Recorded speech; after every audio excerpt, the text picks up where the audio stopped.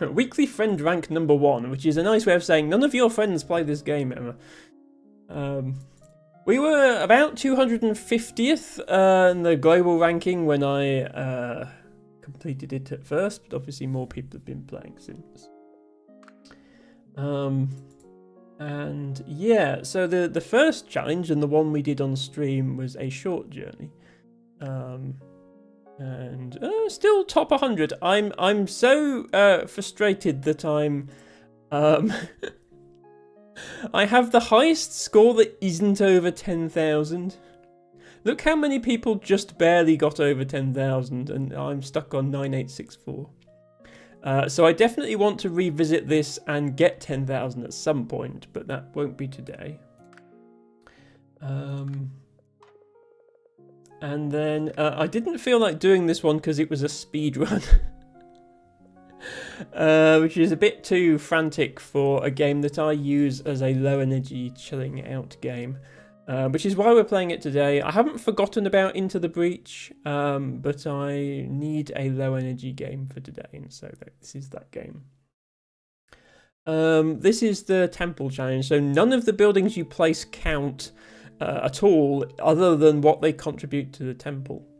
And yeah, I eventually managed 1,064. That was not my on-stream run. Currently sitting at 33rd, but you can do a lot better. So, you can do almost double that, apparently. Yeah, this was the other challenge that was already in the game. But they've added 4 new ones. And I want to start today by trying the first of those.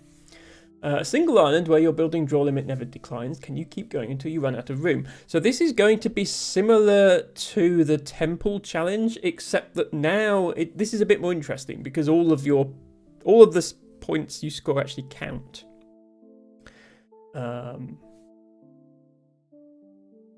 Unlike the temple, where you're literally just spamming buildings to try and make your temple score more. And it's good because it will give you an insight into what the late game looks like when you do the full game run. By the time you get to the 20th island, your cities will look a bit like the one that you build in this challenge because it will be huge.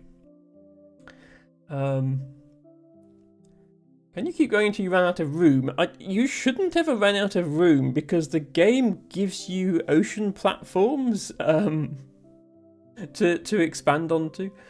Let me see what score sort of... Okay. This is a bit of a trend with Islanders leaderboards. There's always this one person who is suspiciously far ahead of everyone else on the leaderboard. So a lot of people with 11, 12,000 and then someone out in front with 18,000. But to be fair, this new mode literally released like 3 days ago. So this is just what people have managed to do in that time. So I'm going to say if we can hit 10,000, it's a bit like the 3 island challenge. If we can hit 10,000, I'll call that a good score.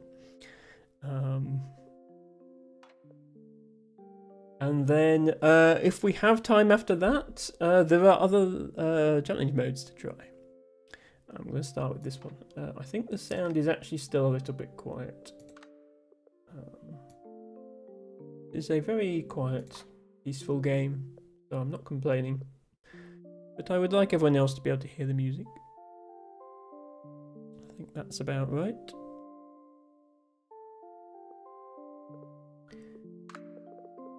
Metropolis. Let's get going. So we don't get a choice of which type of island we get.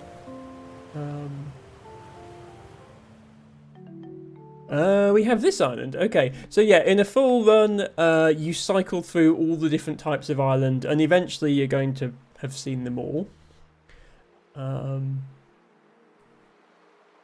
You could just repeatedly start a new challenge until you get the island you want for this run, since it's only one island. But this one is reasonable. It has a decent amount of space. It's a bit cramped for usable space for farms, but I think that's probably okay. It gives us all these platforms to start with. So I'll give this one a go. Let us start with... this is probably a good one to start with. This is the thing that places trees and flowers. It's good to start with this before you fill up your map with other stuff. And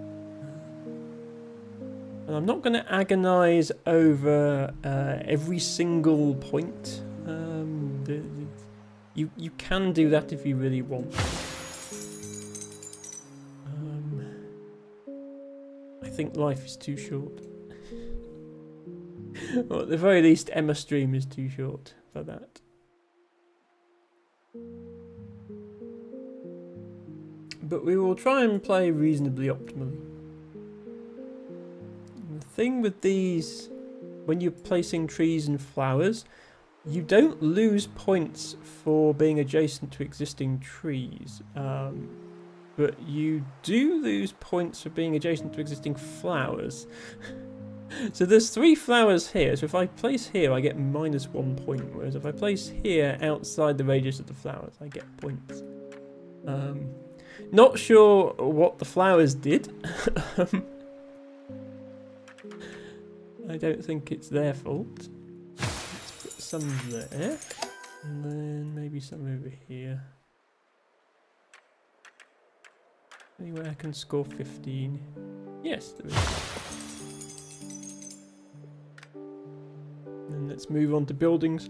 So for anyone who didn't see my first, well, either my first playthrough of this game or my playthrough of the original, which I streamed almost 2 years ago now, you have all these buildings to place.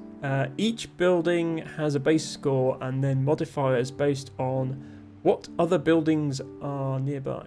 And they have an area of effect that is this blue sphere that's showing.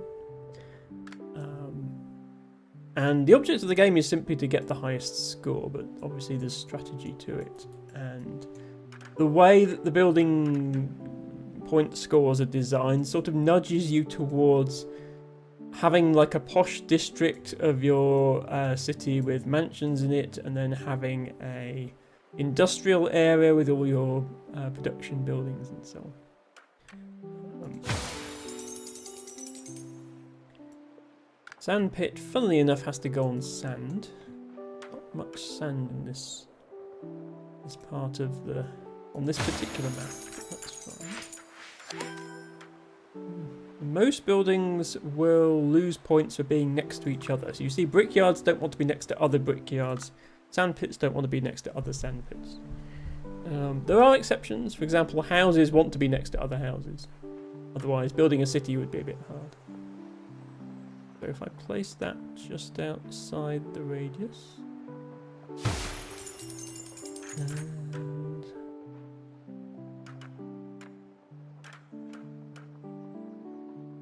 then we're inevitably going to lose points some way, somehow. Or we can not lose points by pointing it this way, but then it doesn't see any sand. So can I get 7? Oh, I can get 10 then. Let's do that. And the brickyard benefits from all of them. Put one there. And one here.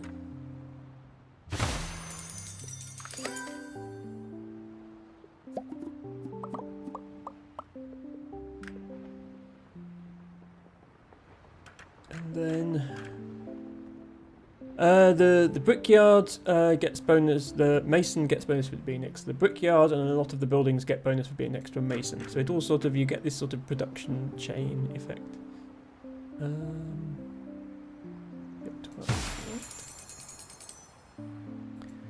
For the seaweed farms, I need to think about where I want to put these.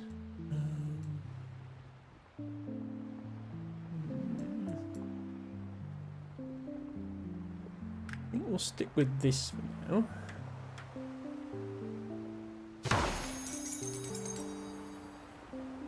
I need to consider what happens when I get another seaweed farm. Because they lose points for being next to each other. But you want multiple seaweed farms to all be looking at the same rock. It apparently just vanishes if you place something on it. You want multiple seaweed farms to be looking at the same seaweed fields. Which, by the way, is my favourite part of the game, because hexagons. Long-time viewers of this stream will know that I am avid devotee of the hexagon. It is the bestagon. So my idea is I put the other seaweed farm over here if I get another one, and then it still sees these fields without seeing the other seaweed farm. We are getting more sand pits than I thought we would, given that this is literally the only sand on the entire map. There are maps with more sand than this. Anyway, I can score more than 9 points. No, okay.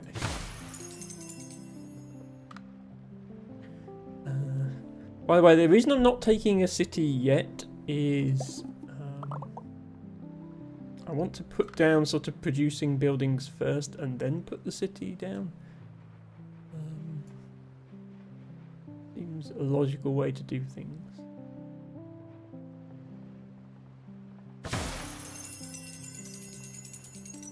Fortunately, all those trees we placed are paying off. Yeah, Mason. Well, I definitely want to get Mason before City because cities get a bonus from Masons. So yeah.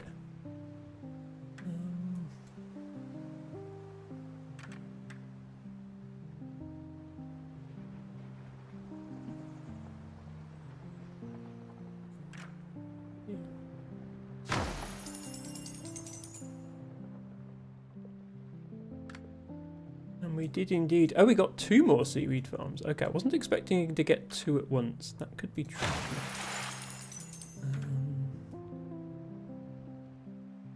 Yeah, maybe I should have put it over here, because then what you can do is put one on like a rock like this. So I can have you have one here, or something like that. But I can have one here. The issue is where do I put the third one? Because I can't put it here. That's too close. Maybe we'll just build 2 for now and then worry about the third one later.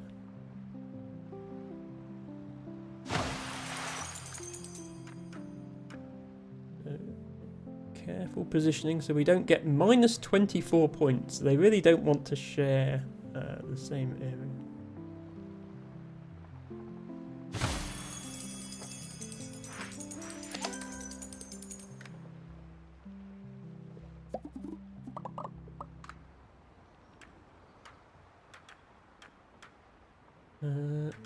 Keep tiling our hexagons correctly. There we go.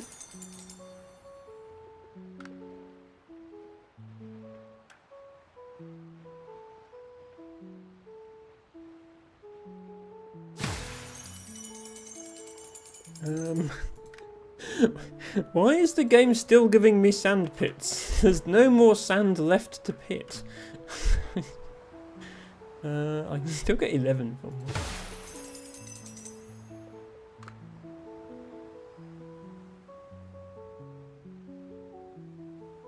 Yeah, the optimal place to place one of these is now, like, on top of this hill. You can't build on there.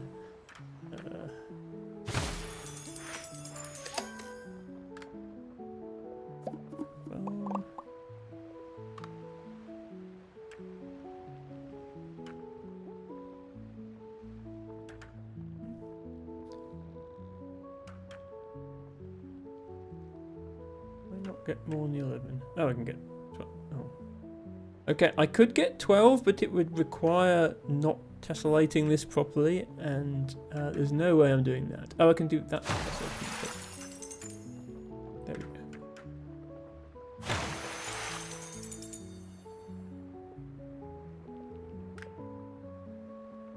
Windmill and Lighthouse have this kind of... I was going to say unique mechanic. Of course, it's not unique if two buildings have it. It's unique to these two buildings. They have these rays sticking out from them. And their score is based on how many of those rays don't hit a cliff or a building. Rather than what's in their sphere of influence specifically. Hello to Anthemus Egan, who says, so the shapes of the seaweed farms are more varied than the original. Yes, if you haven't seen this game before, but you have played the original Islanders, there are a few changes. The main things are the graphics have been upgraded, and there are new buildings, and I suppose also that they've added challenge modes. That's not a thing that was in the original game. But there are subtle changes as a result of that. I think some of the scoring has been rebalanced as well. Yes, this what we're doing at the moment is a single island challenge mode that was only added a few days ago called Metropolis. So normally when you're playing this game, obviously you have to reach a certain score to get to the next island. Each time you reach the score on the left here, you get to draw some more items. But once you've reached the overall island goal, you get progressively fewer and fewer items each time you get round this loop, until eventually you're only getting 1 or 2 items at a time. And so your island inevitably grinds to a halt and you have to move to the next one. In this challenge mode, that doesn't happen. You keep getting the maximum number of items each time. So you can build really big islands. And this challenge, we don't ever. It still says reach the required score to be able to travel to the next island, but we won't. This is a 1 island challenge, and just whatever we score on this one is our final score. Right, now we get to place these masons, which benefit from the bricklayers. They don't like each other. So the trick is, how do you score each one well without, having them overlap? That looks good to me. So yeah, we completed a circle of this. We get to add a building pack. Whatever pack we choose, we get, I think it's 6 buildings each time. And normally that would decline 5, 4, 3, 2, 1. This stays at 6 the whole game. You will still eventually grind to a halt because the score required to get 1 loop on this goes up by 5 each time. So I have to score 85 points now to get another building, and then 90, and then 95, and so on. And eventually you can't keep up, but it does take a while if you are scoring well. Put a sawmill there. I should think about... I'm going to have a harbour. Where should it be? Logically it would be over here, in this already quite harbour-shaped area. Ideally you'd want all your production buildings next to your harbour, but I had to place all these on the sand because that was the only sand I had. Maybe we should have the sawmill on this side. It's good to place buildings next to the monument because they get bonus, but because we're so short of farmable / forestable land, I kind of have to put fields and lumberjacks and stuff up here. So I'm probably going to put my city... I'll put my houses down here next to the harbour when there is one. And then maybe mansions go over here or something. Can I keep this away from the other one? Yes. Put it on this side. Hello, bestest Alex. Thank you for redeeming small cudweed as your flower of the day. I hope you are having a good day. It's good to see you. Yeah, just getting back into islands. I mean, this is still 26 points. What I might do is hang on until we get one of the boons which happen at each of these white dots. One of the boons allows you to ignore the penalty of having neighbouring buildings, which is really good for things like seaweed farms. Oh, that's, again, for anybody who hasn't played this but has played the original. The boons are new as well. So every time you score a certain number of points, you get a bonus you can use that multiplies the score of a building, or increases the area of a building, or changes how the scoring works, or anything like that. There's a bunch of different ones. Let's put you up here. There we go. Okay, we just earned our first one. And we get to choose from two. So yeah, things like we can re-roll our choices. This one is quite good. Prevents the next time a building would get a negative score from industry or harvesting buildings.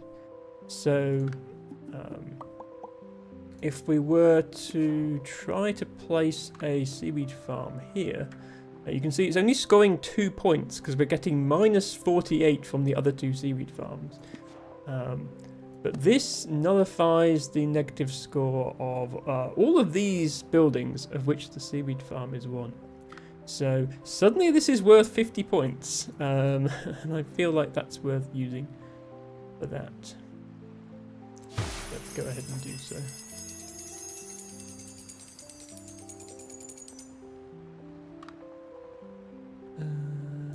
You... I will start building actual buildings in a minute, don't worry.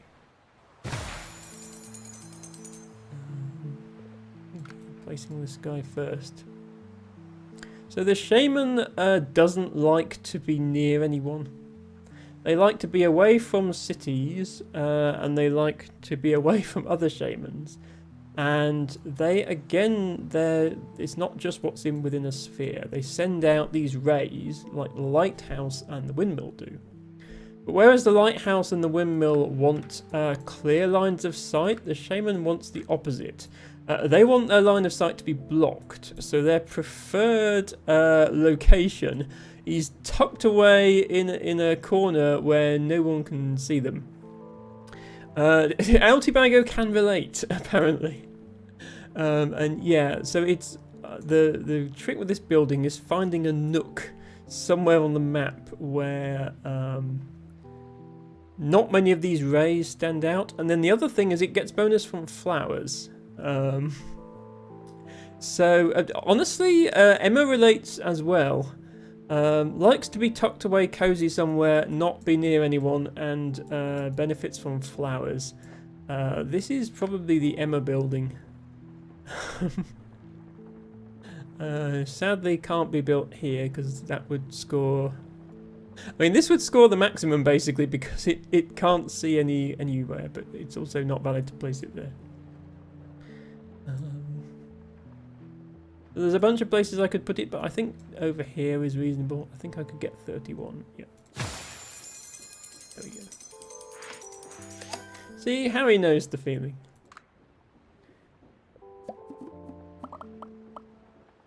Okay. Let's place this brewery before I do anything else. So hop fields, these are a little bit more flexible than regular fields. These fields have to be placed on grass, I'll say. I mean, I'm hesitant to say grass because it's bright red. I don't know what type of grass this is supposed to be. But this bright colour, that's what trees and fields can be placed on. Hop fields can be placed on sand as well. So they can't be placed here, and they can't be placed on the rocks, but they can be placed on here or here. So I usually put them here because that's something you can do with the sand. And they're quite small, and you can squeeze them into places. But I do want the brewery to obviously have them within its AoE, which might mean putting the brewery on the sand as well. Means the harbour won't benefit from the brewery, but never mind. I'm thinking too much into this. So I'll put you there. If you're really being clever, it makes sense to put down the hop fields before the brewery, because the hop fields get +4 for every brewery, but the brewery gets +5 for every hop field. So it works out that you score slightly more if you put the fields down first. Hey there, thank you for redeeming your flower. So I think I'll put you there, which means putting you here. Fields also benefit from themselves. Nice. It's going to be 33.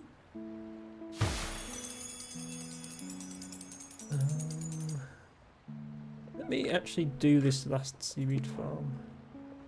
Use another of my sustainable boons to get another 50 points, because I don't think they're giving us any more seaweed.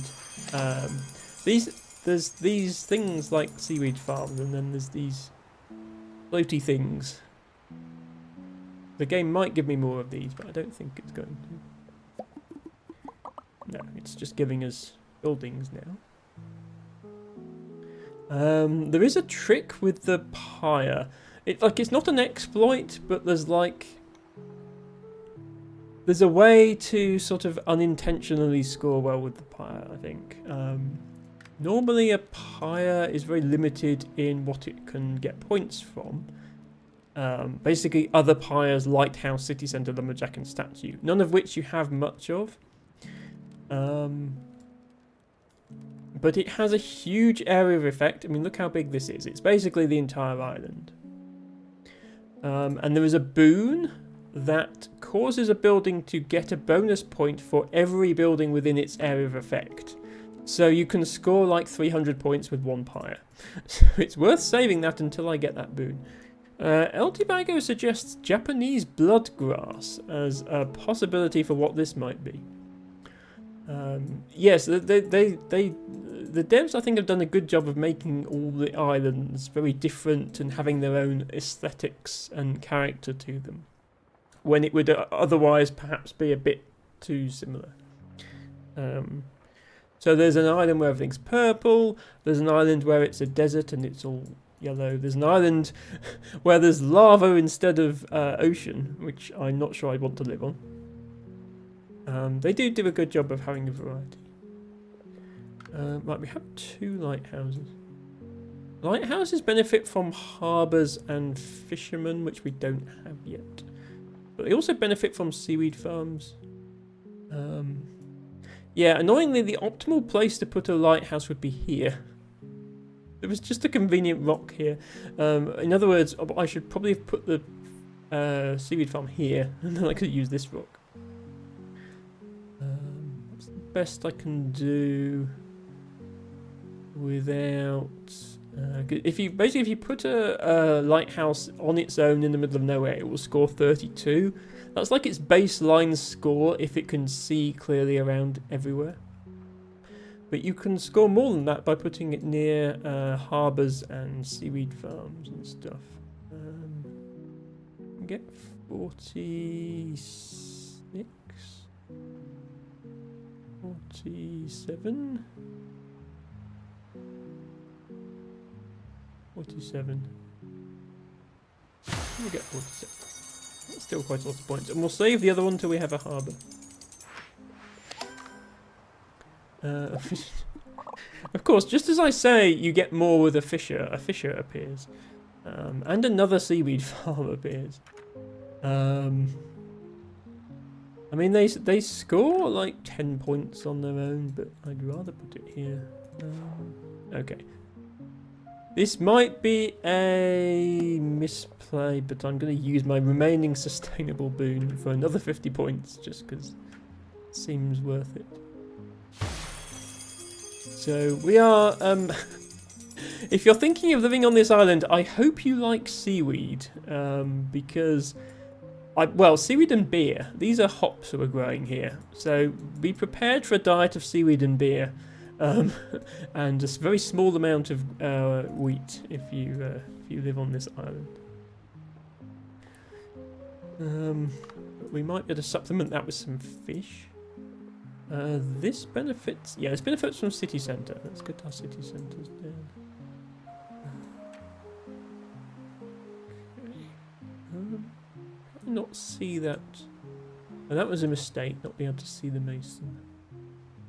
Well, we can see it if we go like there.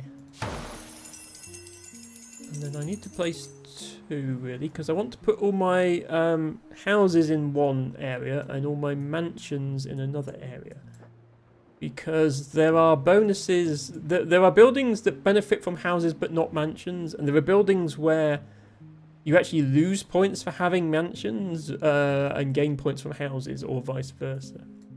I think I'm going to use, yeah, maybe this area. So they won't be far from each other, but they'll have different buildings on each side. Yeah, in theory, like, this would be the posh part of town up on this hill. I have a feeling we're going to need more space than that, so I'm going to put the city centre down here. Now we get more points for the fisher. We do get more points for putting the fisher next to fish. Funnily enough, these little ripples here, that's where the fish are. So we get 10 points here versus 4 points here. But you actually get the most points for putting it next to your city, even if there's no fish. They would rather be close than have access to fish for whatever reason. And yeah, they don't like being next to the seaweed farm either. So I'm going to put them over here. But I'm going to build my harbour here, so let's... I'm going to have them not interfere with the harbour. I guess we put them here.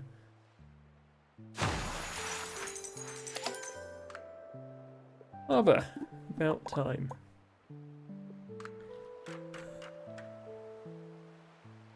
The harbour's kind of weird because its area of effect isn't centred. Can you see there's slightly more in front of the harbour than behind? Which is weird because in front of the harbour is generally like open ocean if you place it this way around. So it can sometimes be beneficial to place your harbour at weird angles. Like this, or like pointing towards the island like that. Get 34 there because of all of the seaweed farms. I'd rather put more production buildings here and then place it here, I think. Yeah, we're not far off 34. I think I'll come back to the harbour later.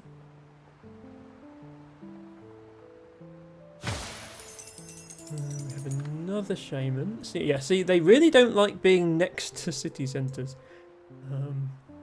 Or each other. So we need to find somewhere else for this one.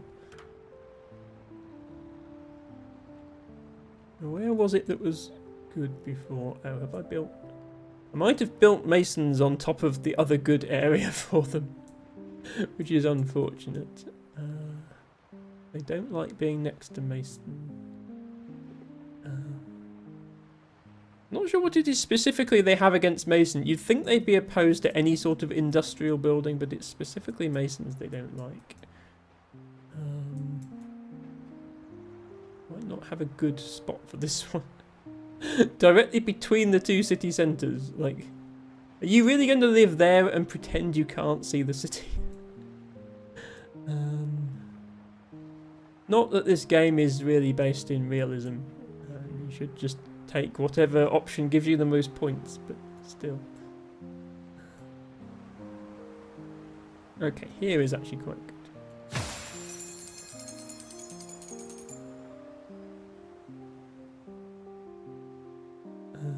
Right, what place houses? This bit is sadly not hexagon based, instead you get to play Tetris. Most of them are Tetris piece shaped buildings.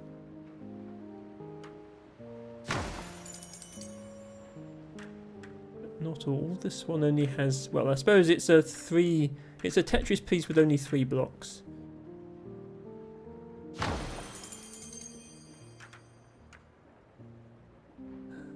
while I'm doing this, I will endeavour to leave a 3x3 area clear of any buildings. That's to put a circus in where we get one. The circus is roughly the size of a 3x3 block of houses. And it benefits from houses and it loses points for being near mansions. So we want to put it near our houses. Tessellation is fun. There, and then there we go. I like when they all line up neatly. Makes Emma happy.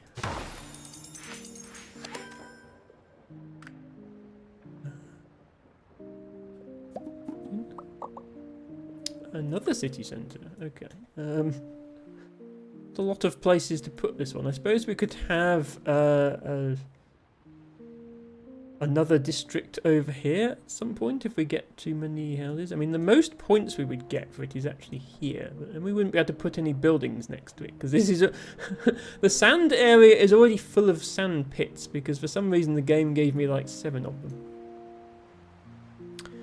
LT Bago says the Freemasons did a rare interview recently. They said that they don't secretly control society. I mean, yeah, but they would say that, wouldn't they? And of course, a conspiracy theorist would say, no, they don't secretly control society. They openly control society. And everybody's just been brainwashed to not notice it. Except for them, because they're special. No, honestly, the Freemasons,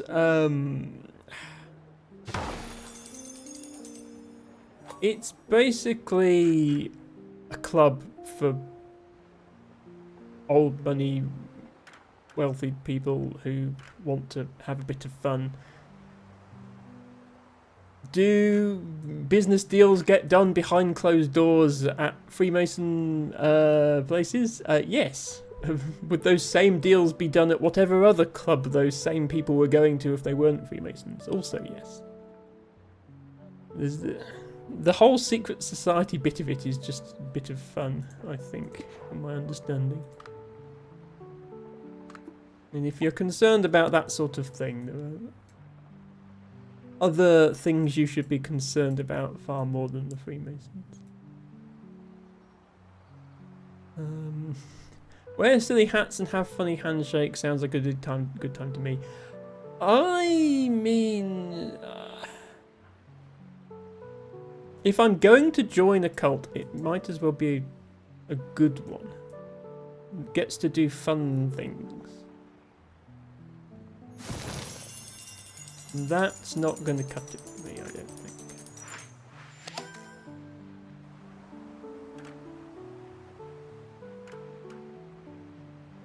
Yeah.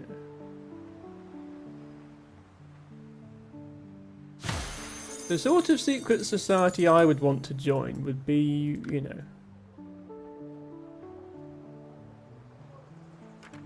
one that, for example, allows freedom of gender expression and gets to be gay and do crimes, which is not describing most of the old boys clubs that exist, certainly in the UK. Emma wants nothing to do with any of those. We're leaving a space here for circus because Emma has played this game before and has come prepared. Although what I didn't come prepared for was plateaus. I kind of forgot about these. These benefit from masons, so logically you'd put it here in the middle of all the masons, but I didn't leave space for it. I can put one up here. And you can't build them on top of ocean platforms. You can build them in the ocean. This is fine, but you can't put them on top of existing ocean platforms. So, yeah. I think I'll keep them in my toolbar and I'll just break them out when I need them. Hello, Sarah with stars. Welcome in. Thank you for redeeming Hornbeam as your flower of the day. Hornbeam is a wonderful native tree. Much less common than it really ought to be. Not quite as special as Whitebeam. Whitebeam is my all-time favourite tree because there are several species of Whitebeam that only exist in very small numbers in Cheddar Gorge in Somerset and also in the Avon Gorge, and weren't even known to be separate species until around 15 years ago. But Whitebeam, which is a relative of Hornbeam, is also very, very nice. I think I'm going to do a very quick shout out to our bestest Sarah with Stars, who's awesome. Definitely be followed and enjoyed.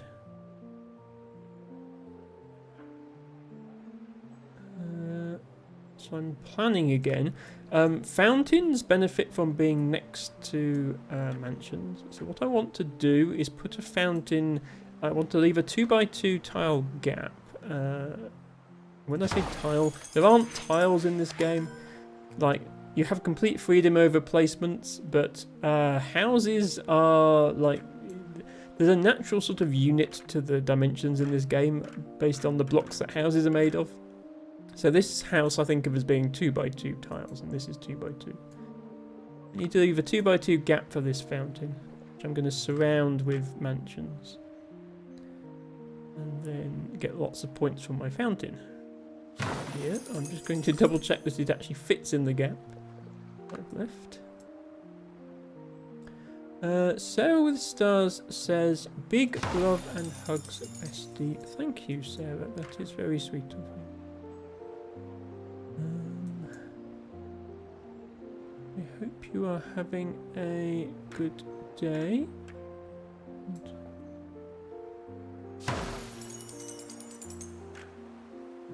I'm sure you know this game because I think you were here last time I played. But we are playing some more Islanders today. And then if I've planned this properly, I can fit... Yeah, I can just barely fit another mansion. There we go. And then the fountain is already worth 34 points, but you see the area of effect has more space for buildings to affect that. So we will leave that for a moment. It's annoying that I can't put plateaus on, because I could put one there. I don't want to put one here because that's where the harbour's going. You'll notice the harbour has gone up in score because it benefits from buildings. It actually loses point from mansions, so best to avoid the mansions. Tricky, maybe something like that. Yeah, there is probably going to be best. Best compromise versus here. Oh, actually there. End up pointing it at a funny angle, but yeah, the harbour's going to go somewhere here.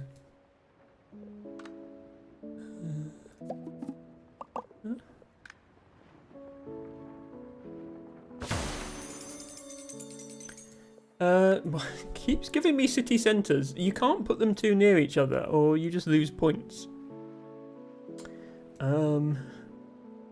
So I have to sort of... I can fit like 2 more in, but if they give me any more, I might be in trouble. Seaweed field. Does this fit? Okay. Seaweed fields benefit from every seaweed farm that's next to them, so this is a lot of points because I crammed them in.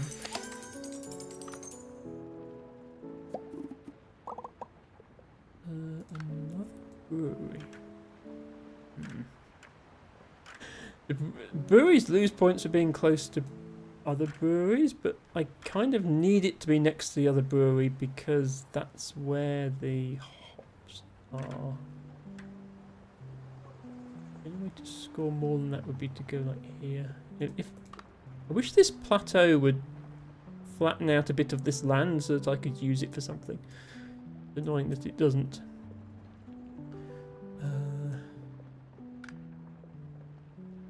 I think we just have to put this here. 4.6 points.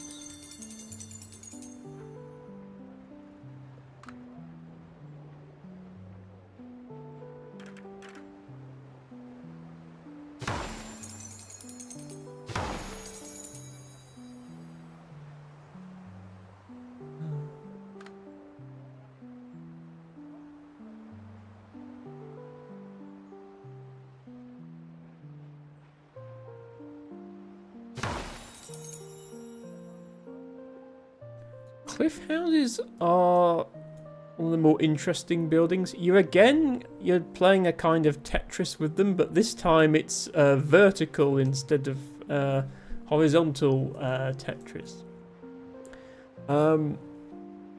Cliff houses get points from other cliff houses and from mansions. They don't get points from houses. So if I was to put one here, well, it would get points from the city centre, but they don't get points from the houses. Whereas if I put one here, it gets points. So I guess, yeah, if you can't afford to live in a mansion, maybe the next best option is living in a cliff house, because at least then you have a nice view. I don't know how that works.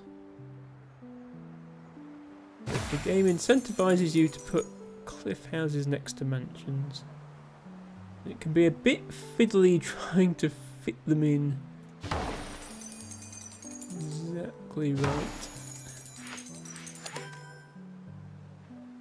To get the most points.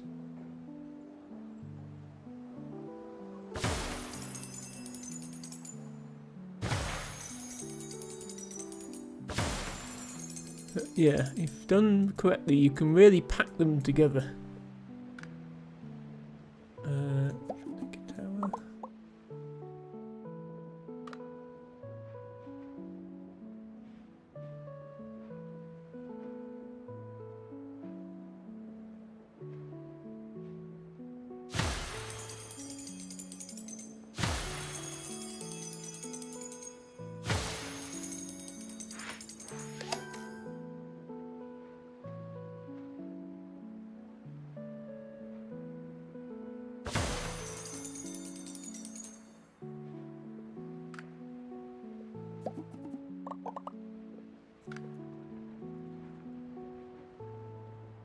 Mason. Somewhere where I might actually be able to build buildings next to it. Get over here.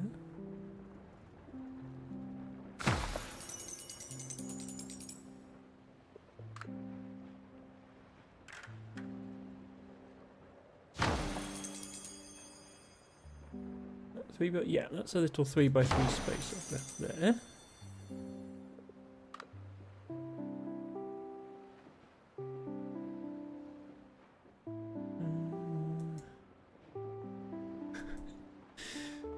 Now there's going to be a lot of awkward fiddling around with the cursor, just seeing where I can score the most points. You see how, if the score is sort of orange and the building turns red, that means it's overlapping something, it doesn't count. And if the score is yellow and the building is not red, then that counts. You can see I'm trying to get it where it's more than 13 points but still counts. Maybe that's not possible. Maybe I have to settle for 13. But it's so close to being more than 13.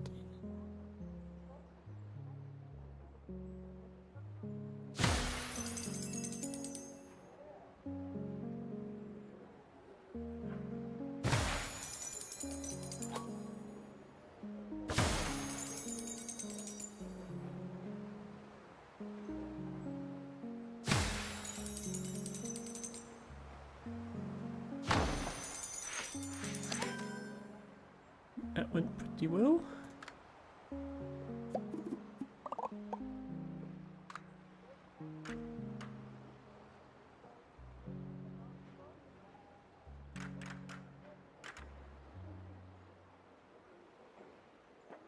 It might be time to place our fountain. Yeah, 37 is pretty good. See what we get for this. I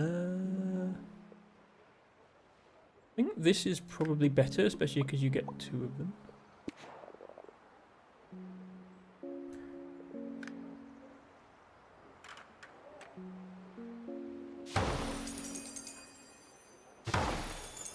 Place our fountain now. 43. And then, yeah, if we get some more mansions, we can put another fountain here or here and get some more points. And then, yes, sauna. So again, the scoring favours one or the other. Sauna benefits from houses, it does not benefit from mansions. And it also benefits from trees. So the optimal, yeah, see, like that was like 50 points there. The optimal score is to line it up so it crosses your houses and your trees. Oh, from this side is even better. 77. And you can put it as far off the ground as you want, as long as the steps reach the water. But I have to say, this does not look safe. I would not feel comfortable using this sword. Climbing this incredibly steep staircase with no handrails. Does not seem like a good time. Fortune teller gets points from houses and man. Oh, but cliff houses as well. Yeah, kind of there, I think.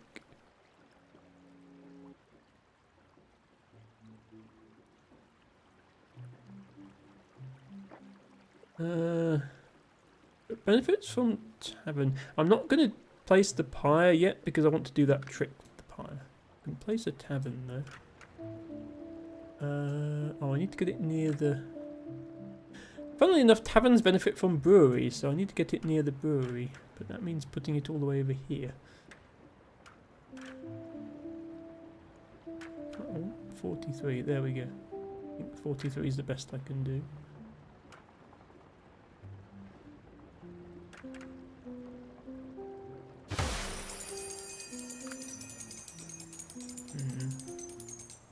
Yeah, that's still less score than it would be just being next to here. This. Put it over here. Best score you can get is nestling it between the mansions and the cliff houses. Actually.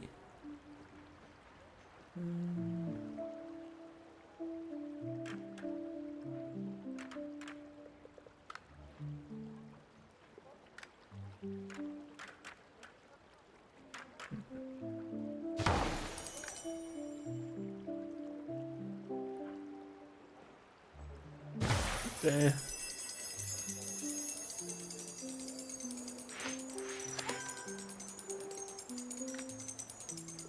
Circus. Okay, yeah, so we were reserving a space just the right size for a circus like that, because they benefit from houses. This bigger space here I'm going to use for a market or possibly a temple. This little space is intended for the circus.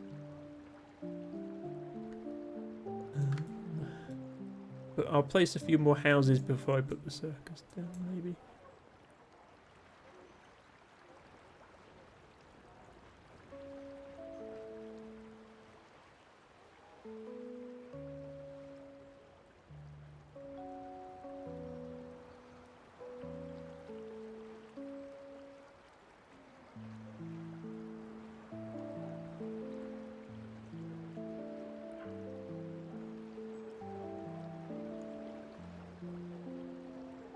Yeah. 13, okay. 13 is more than 12, every point helps, you know.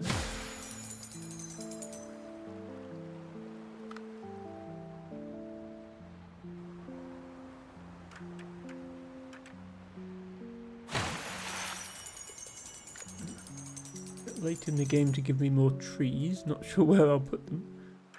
Over here maybe.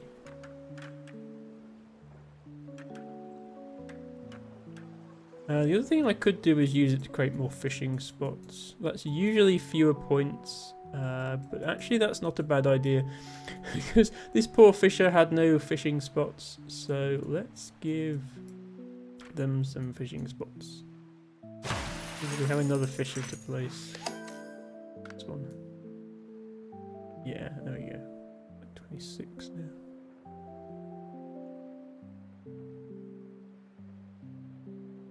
That's the most we can get.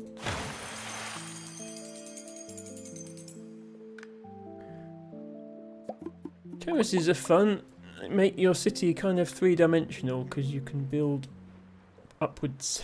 Sadly, again, they can't be put on these, but they can be put on top of rocks. So yeah, I can have something here now, which would be nice.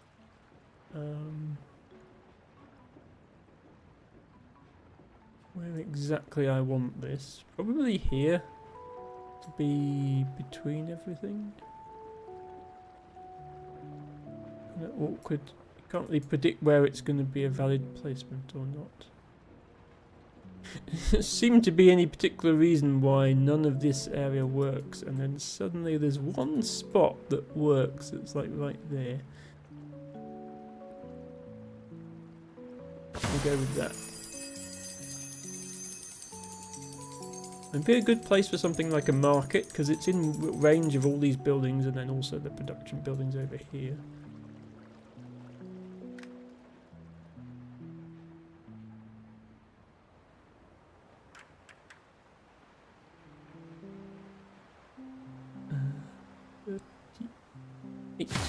No. It might have been 37, I didn't see. Never mind. Guild. I don't like the guild hall. The scoring doesn't work how anything else works. So the guild hall gets points from unique buildings. So if it's in range of one house, that's 12 points. But then it's minus 10 points for each additional house that it's in range of. So you can very easily score huge scores with it if you play specifically to benefit it by putting one of everything in an area. And you can equally easily lose huge amounts of points, like minus 178 if you put it, you know, in your city, where you have all these buildings of the same type. What I usually end up doing with this is ignoring its existence until it comes up, and then I find somewhere where it scores reasonably well, and then I just put a bunch of extra buildings of different types in that spot. So it gets 66 here, despite all these minus scores from me not really trying. I do better than 66. See, if it wasn't for... if I hadn't been given multiple sand pits and multiple brick works, this would actually have been a really good spot for it. We can still get 74. Yeah, it's only this one duplicate sand pit that's the issue there. 76 actually. Somewhere in the 70s. So if I put extra copies of buildings here, I think that's what I'll do. So like we put one park here, for example, and it doesn't score that much, but it's you have to bear in mind it's an extra 12 points for our we can't really put a seaweed field there. We can put one cliff house here. Put one mansion here. It doesn't even score that badly because it benefits from being next to the shaman. Yeah, the shaman doesn't want to be near anyone, but other people want to be near the shaman. It matters what order you place the buildings in. I'm going to take one of these. The sealed boon, you can leave it sealed and it persists between islands, except it doesn't because we're only doing one island. So it's just a free 15 points basically, so I'll take it. Ooh, add statue. Grants one statue, all buildings earn points from it. That is actually really good for my guild hall, probably. I just need to be careful not to get it next to the existing statue.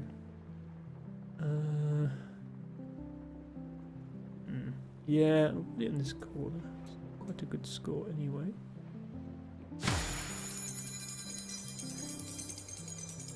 Let's see how many different types of building we can pack into this little area while still scoring reasonably with them. We get a mill in here, especially the range on the guild hall again. Yeah, see, it's already up to 134.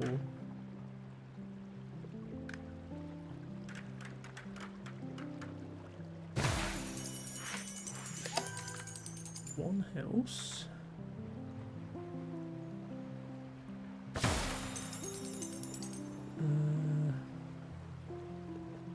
Mason in range.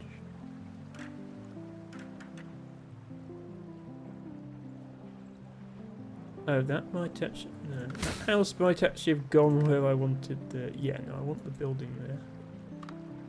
House needs to come over here.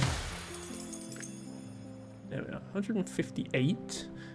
There is a mason in range. There is a park in range. There's a fountain in range. There isn't a pyre. I can place one pyre. There's a trick you can do with pyres for loads of points, but you can't do it on every pyre you get. So I can place one pyre now. That probably gets in range. Yes.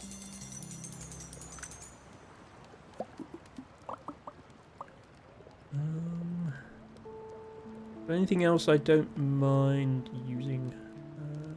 Lighthouse already there. Can't put the harbour there, can't put the dock there, can't put a plateau here, much as I'd like to.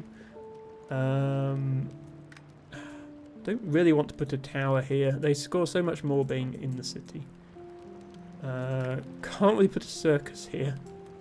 Well, I could. I've got two circuses actually. One of them's going down here. I could put the other one here. But I can score more than 12 points by putting the circus somewhere better, so it's not really worth it. The warehouse needs to go near the market. And the mountain shrine needs to be placed at the end of the game, really. And probably over here. There's more points. Actually, no, it's more points here.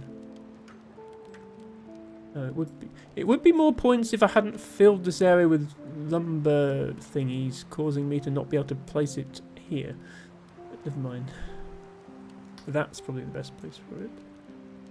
But that needs to go in at the end of the game because it gets points from every building.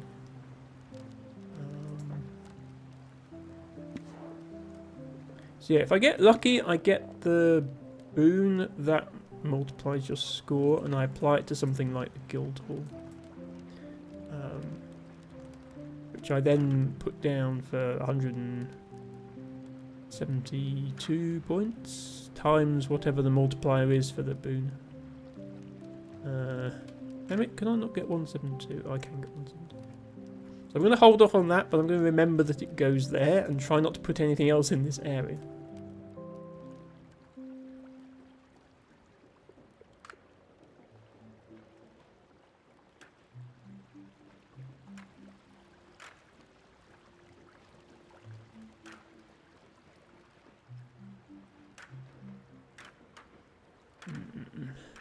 It's annoying when the optimal placement is not nicely aligned with the grid.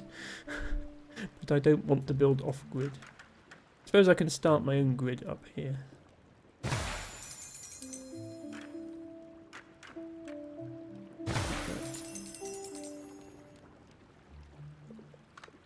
If I place these over here, they are away from the AoE of the Guildhall. That's okay.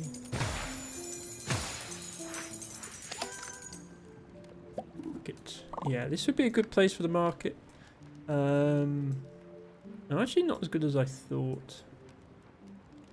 I suppose we lose range because it's so high up in the air.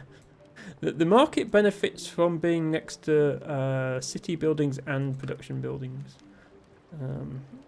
The warehouse it benefits from most. We should put the warehouse down.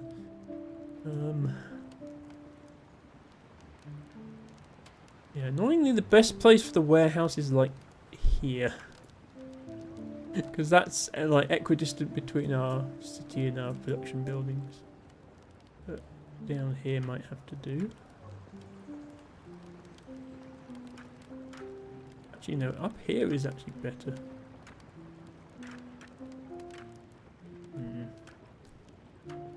62 there.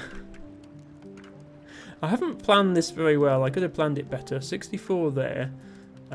62 there. But I could have got like 80 something if I put it... Yeah. I could hold out and see if I get a cliff platform and place it on the cliff platform if I get one. I'll do that. In theory I should be offered cliff platform at some point.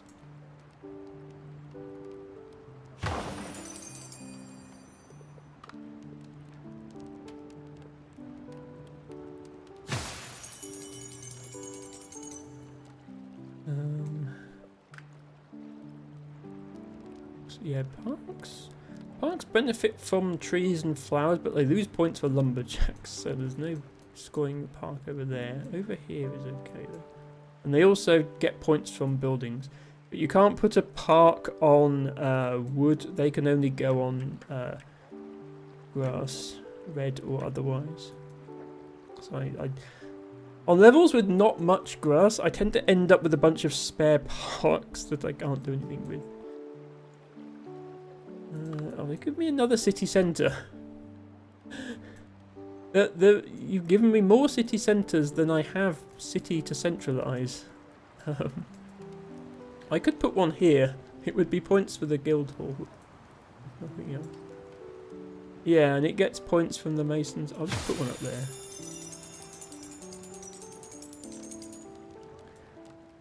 Okay. Let's commit to the harbour now. How much can we get for it? 60? 63?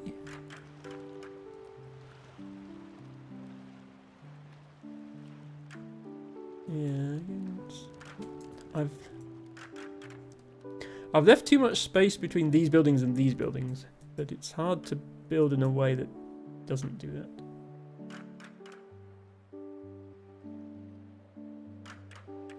Yeah, we'll do this. Put a dock in. Oh, did I not leave enough space for the dock? We do that. I think I can make space for dock here.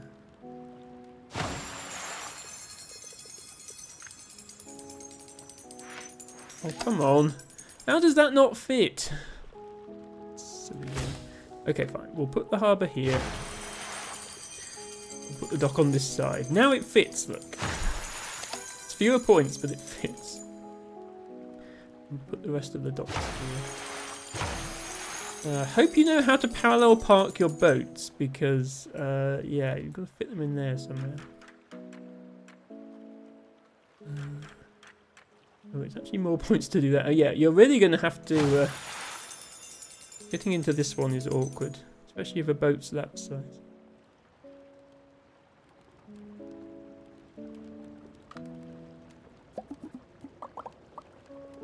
Okay. Tavern. Tavern is another one that doesn't like to be near itself, so let's break out a neighbourly boon to cancel that out.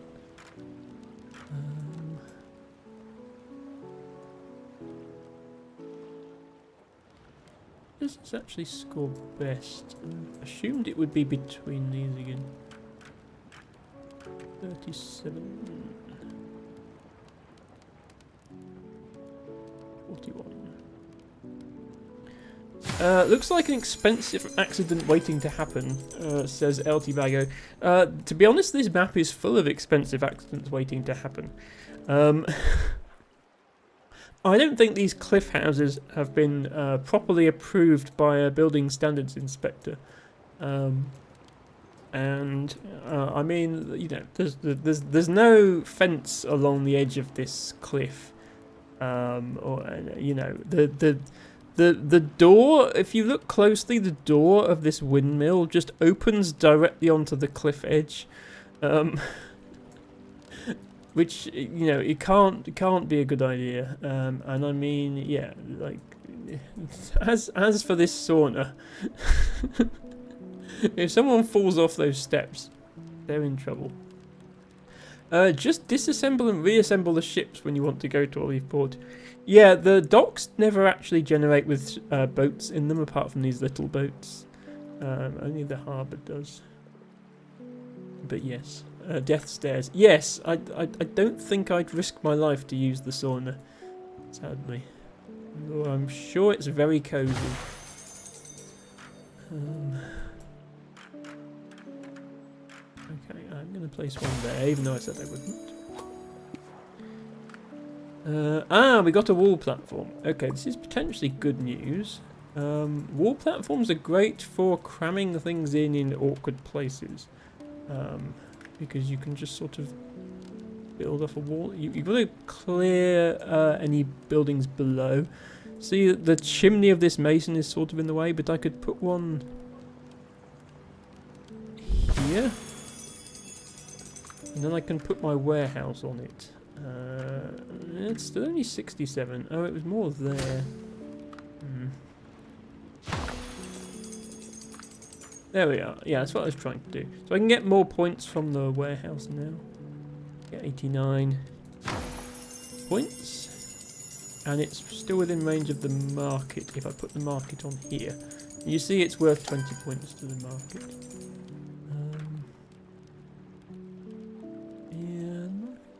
I want to put the temple here though. I can't put the market and the temple there, so I think we'll put the market on there.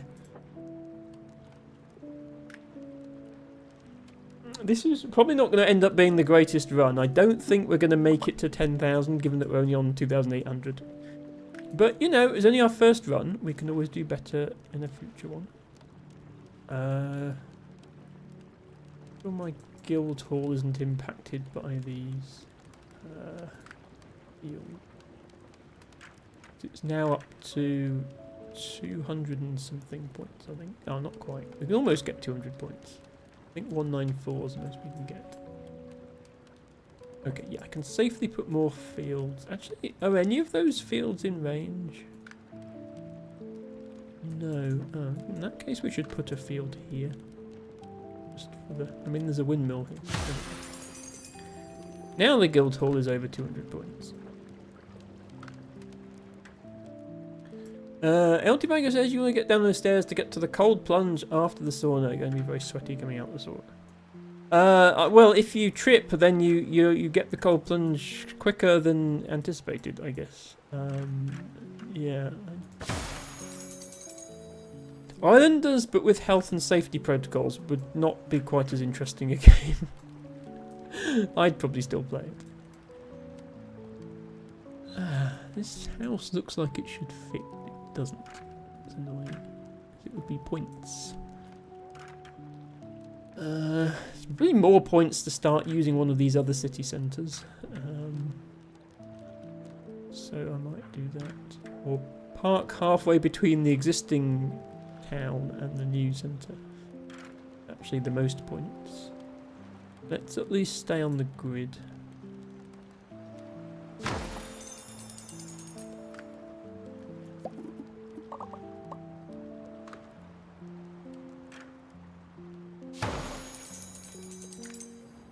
Fields. Unexpected. Islanders OSHA approved version. Quite a lot of the games I've played would change drastically if there was an OSHA approved version, including Monsters Expedition Electrifying Incident, which literally does have an OSHA approved edition because there's an achievement if you do it without electrocuting yourself at the end.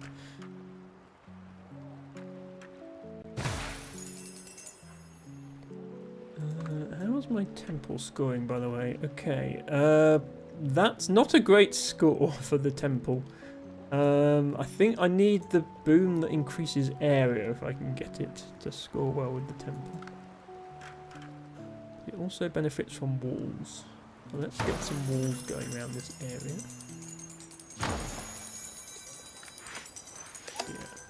Yeah, I think I'll put the temple here and use a expand area of effect on it.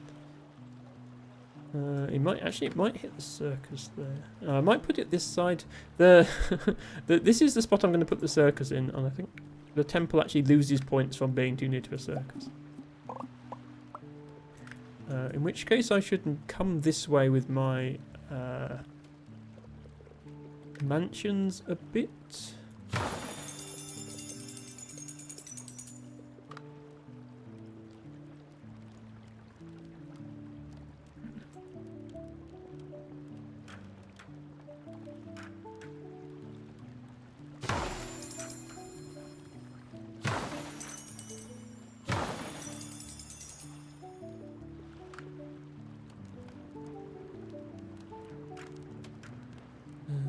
Surprising that there's still trees left to cut down. We have like 6 lumberjacks up here.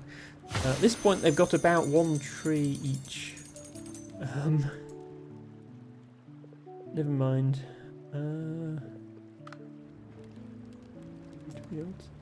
You can see that the island is getting a lot bigger than it got in my 3-island playthrough. It's getting roughly the size that it got when I tried to get my temple high score.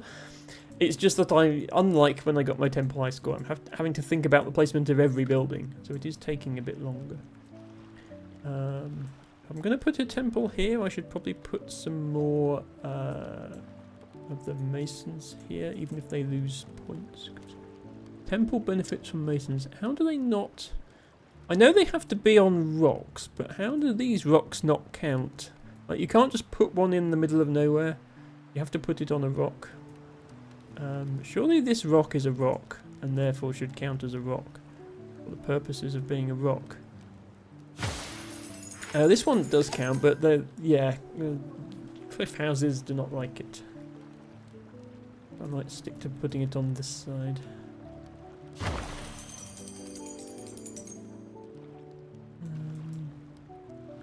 Well, it's still 30.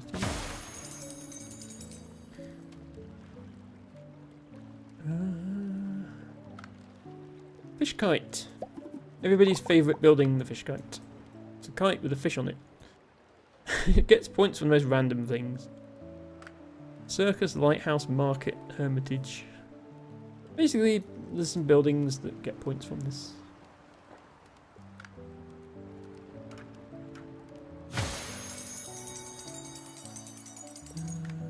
Cheese. Might be another good candidate for the neighbour bonus. Yeah. Most I can get requires me to... Yeah, that's only 24. I need to be within the AoE of the other fisher to get maximum points. So I should use this. And then instead of only getting 27, I can get 38. And then I have to put it somewhere else, because now there's 3 of them. In which case we should go over here. I mean, at least they're convenient for the sauna. They've got that going for them. They're not very convenient for selling their fish to the inhabitants of the town, but there we go. Monument likes parks, I think. And the temple, which I haven't built yet. Yeah, city centres and parks. But it has a base score of -15. So, and it's -5 from fields. So yeah, you have to really plan where you're putting this thing, and this is not going to cut it. I might just make like a park district over here and put it in there. Get it in range of 2 city centres. Not without putting it on here. How big is the temple? I might be able to put the temple down and still have room for a monument. Yes, I think I can. Okay, we'll plan to put it there then. So we should put a bunch of parks up here.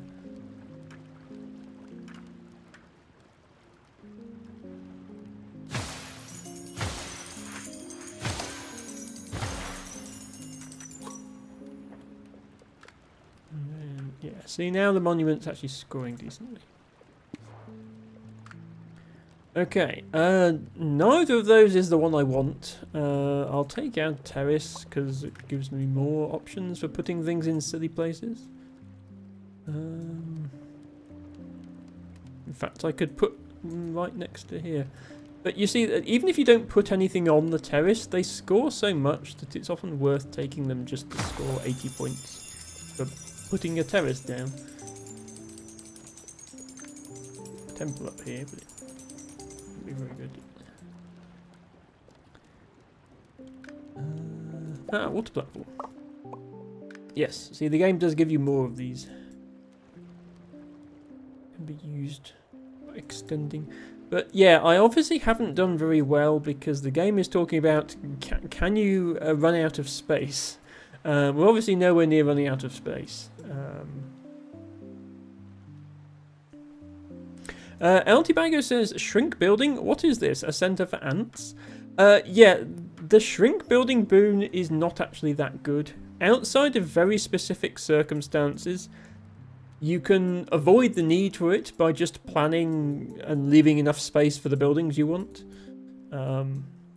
You're better off using something that actually directly scores you more points. I think I'll put it here just because it's more points here than anywhere else. Interesting that it's a different colour to the pre-placed ones.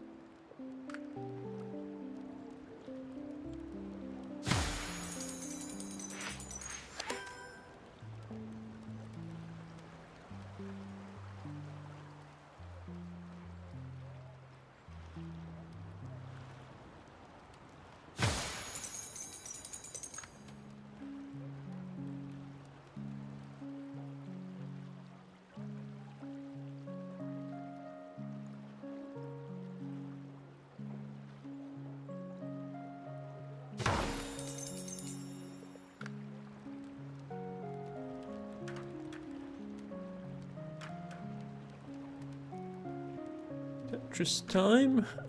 It's okay to leave a small space here, that's fine. Do that. We can put a fountain in this area as well. The fountains don't get quite as much from houses as from mansions. They get 3 points for every mansion and 2 points for every house. Put one there, that's okay. Another wall platform.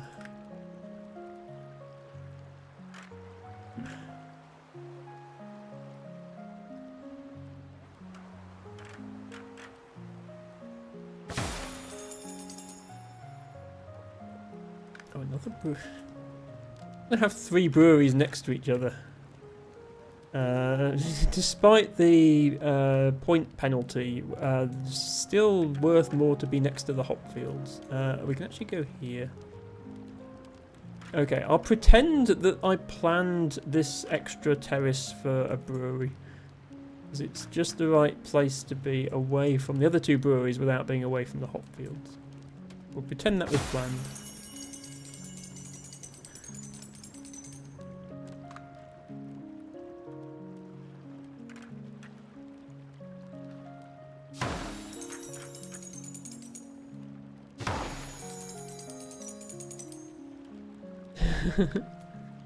Harry says brilliant planning, but then gave me the side eye for reasons I can't possibly fathom. I'm careful and steer clear of the lumberjacks. So I can actually get a decent score up here for the parks. I don't want to risk messing up the guild hall, which I still haven't placed. There's only one more boon available. If it's a score multiplier, I will place the guild hall with that. And if it isn't a score multiplier, I will place the guild hall anyway, without it. I think these are just best used to boost our monument, to be honest, which means putting them all together in this giant park area. It's very nice for anyone wishing to take a nice little walk in the park, I guess. How much is that for a monument now? Yeah, 95 points. And it can just barely fit one more park within range. 103.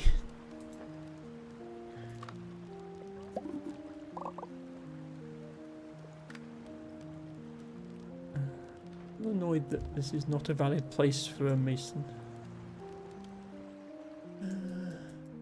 One around here somewhere, away from everything else for more points.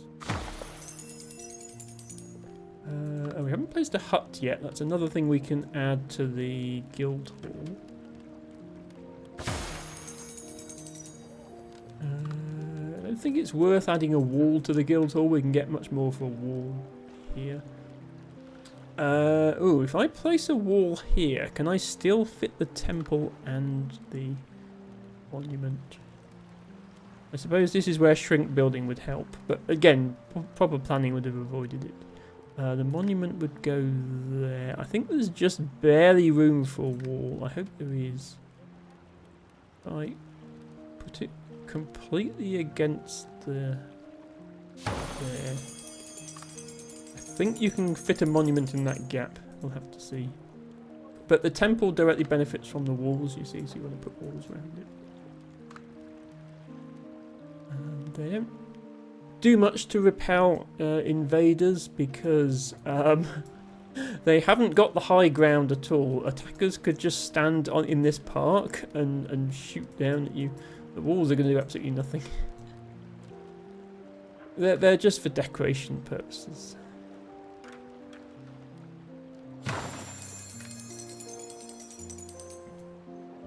I mean, on the whole, this is a very defensible location because it's in the middle of a giant infinite ocean.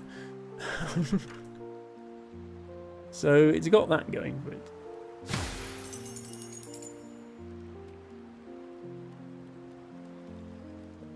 I think we've got enough buildings for a tower to be worth placing. 87? Tower basically benefits from everything, so you want to place it as centrally as you can.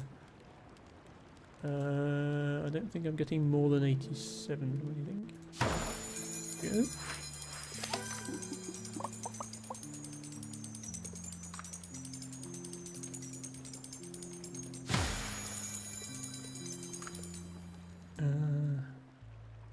Put these huts wherever they're worth the most, I guess.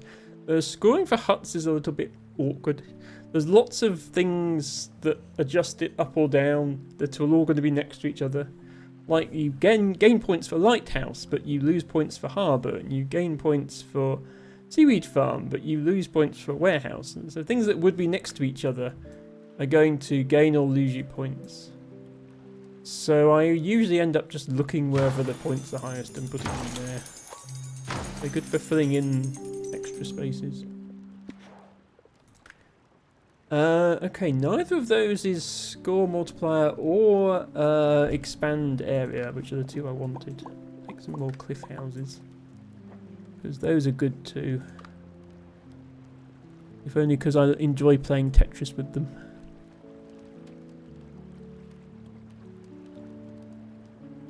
Oh, come on, why will you not fit on the top of there now?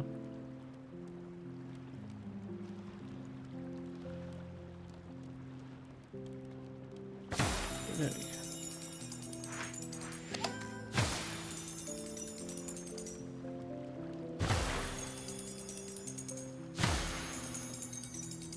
Especially like these little ones.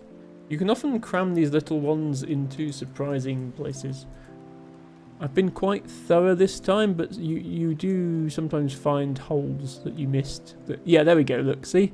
I can get 29 points for... It's not going to be able to see daylight at all, but it will go in there.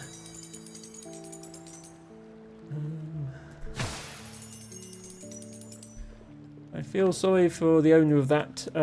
What was described by the estate agent as a one-bedroom studio apartment with sea view.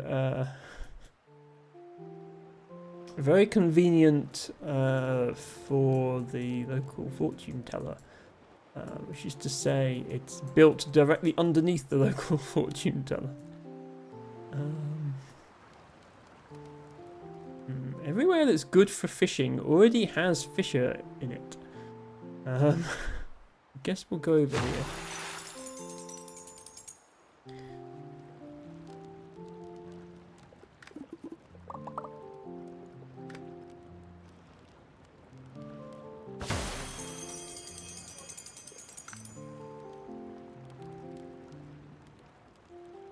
Oh, starting to run out of places for cliff houses. Oh, this is another little one. Yeah, okay. We can do some squeezing into small spaces with that one.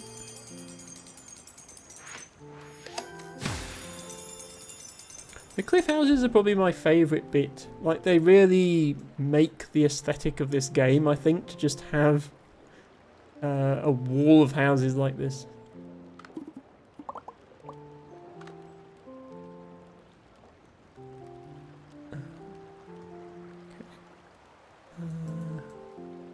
Where else can I squeeze one?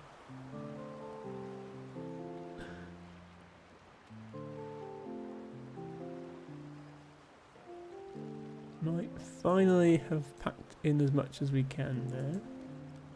There is a spot here though.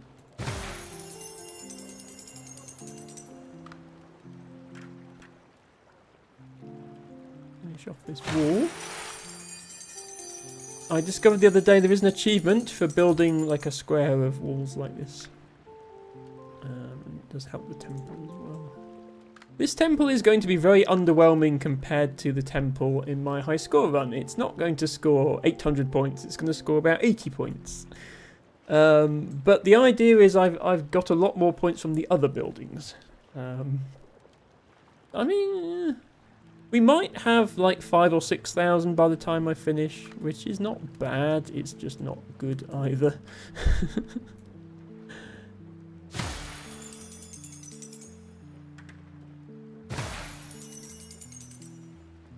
Maybe, I think we would have done better if we'd had an island with more available grass space. So maybe next time I play this mode, I'll look for one of those. Struggling to find places to put our parks, for example. And our shamans as well. This is not a bad place. I guess we'll go in it.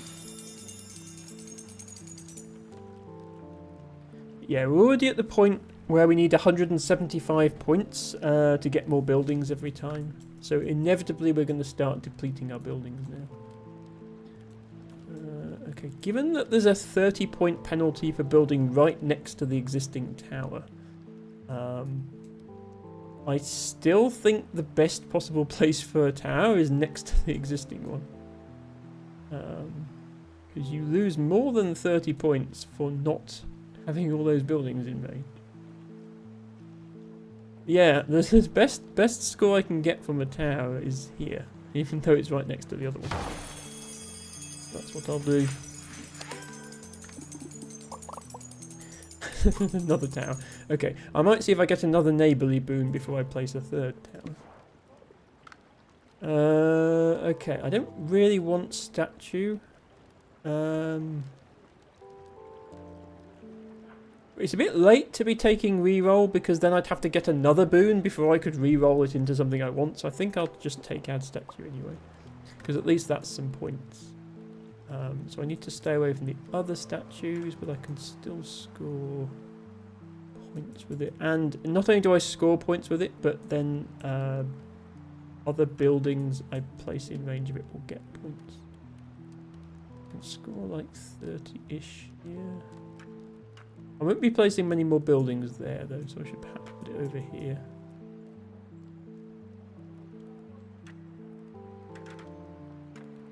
Yeah, maybe like there.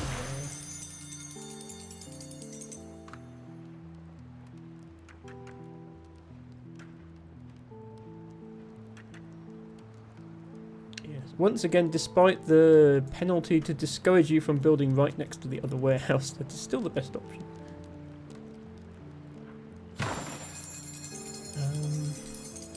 Everybody knows it's good to put your very heavy warehouses on a wooden platform that's sticking out the side of a cliff and has no support. Like, there should really be pillars here. I wouldn't store anything important in this building.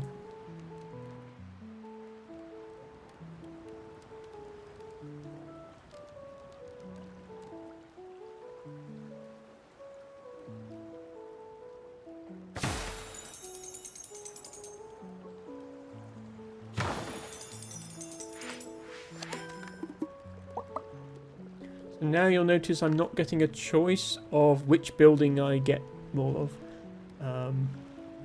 Once you've chosen every building once, the game just gives you extra buildings at random. It doesn't let you choose which ones you get.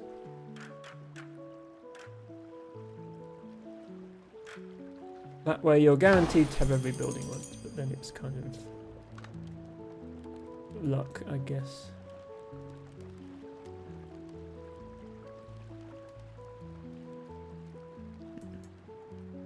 Okay. This is the most points, but I kind of mess up the nice Tetris pattern. There's a hole. I'll find something to put in the hole. Not a shaman, though.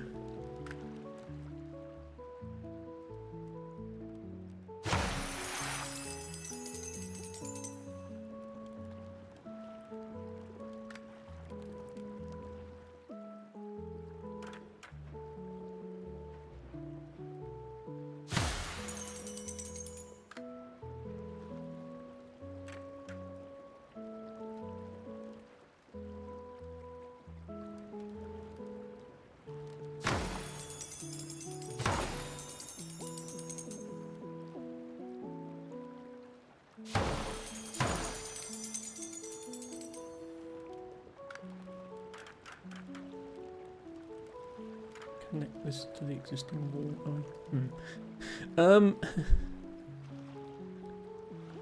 I can do this.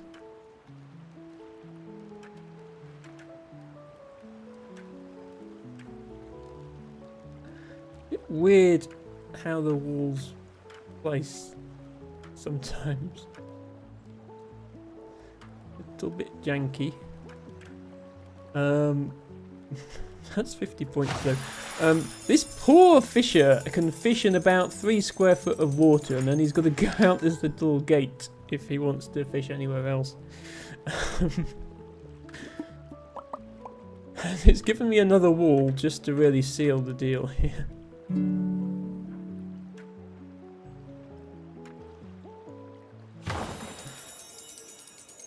Hello, Knit. Welcome in. Knit says, hello, a bit late because I was with another streamer. How is everyone doing? That's fine, Knit. Everybody is welcome to go and watch far more interesting streamers than me if they so wish. I will not hold it against them. Thank you for redeeming Carline Thistle as your flower of the day. Yeah, we're playing some Islanders. Knit, they added 4 new challenge modes to this game, and we're trying one of them. Don't worry, I haven't forgotten about Into the Breach. It's just I needed a chill, low energy game today, so that's what we've got. Another streamer, how dare? No, I very much do. I encourage people to go to see other awesome streamers, especially the ones in my community, like Bestest Sarah and Best Panda, and other such ones. Oh, and also they were playing Celeste. You know, you've got to make exceptions for these things. Yes, sadly, Knit, you discovered my channel too late to see my playthrough of Celeste. Although I might do a mod pack or something, a level pack, in the future. It's not out of the question. Yeah, if I did, it would probably be Strawberry Jam. That's sort of, I think, widely considered to be one of the best level packs.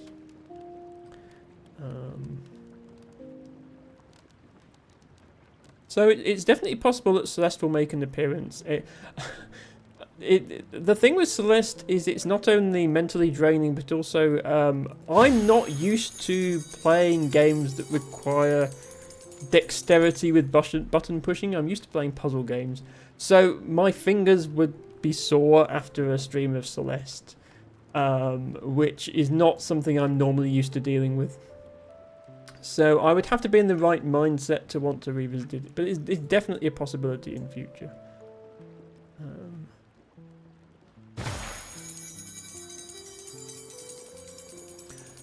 Strawberry Jam is the best level pack by a mile, says Nick. Yes, I'm by no means... Okay, I'm going to take reroll because I don't want more trees.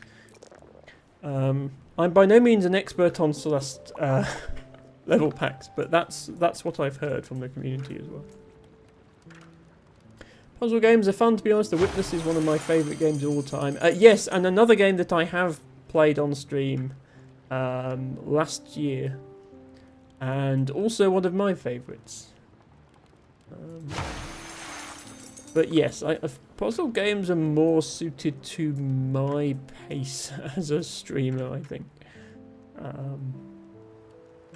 I'm quite happy to sit here for 2 hours optimising building placement in an island city. I'm doing here. But no, I do like to keep a variety of things going. So it is very possible I'll revisit Celeste again.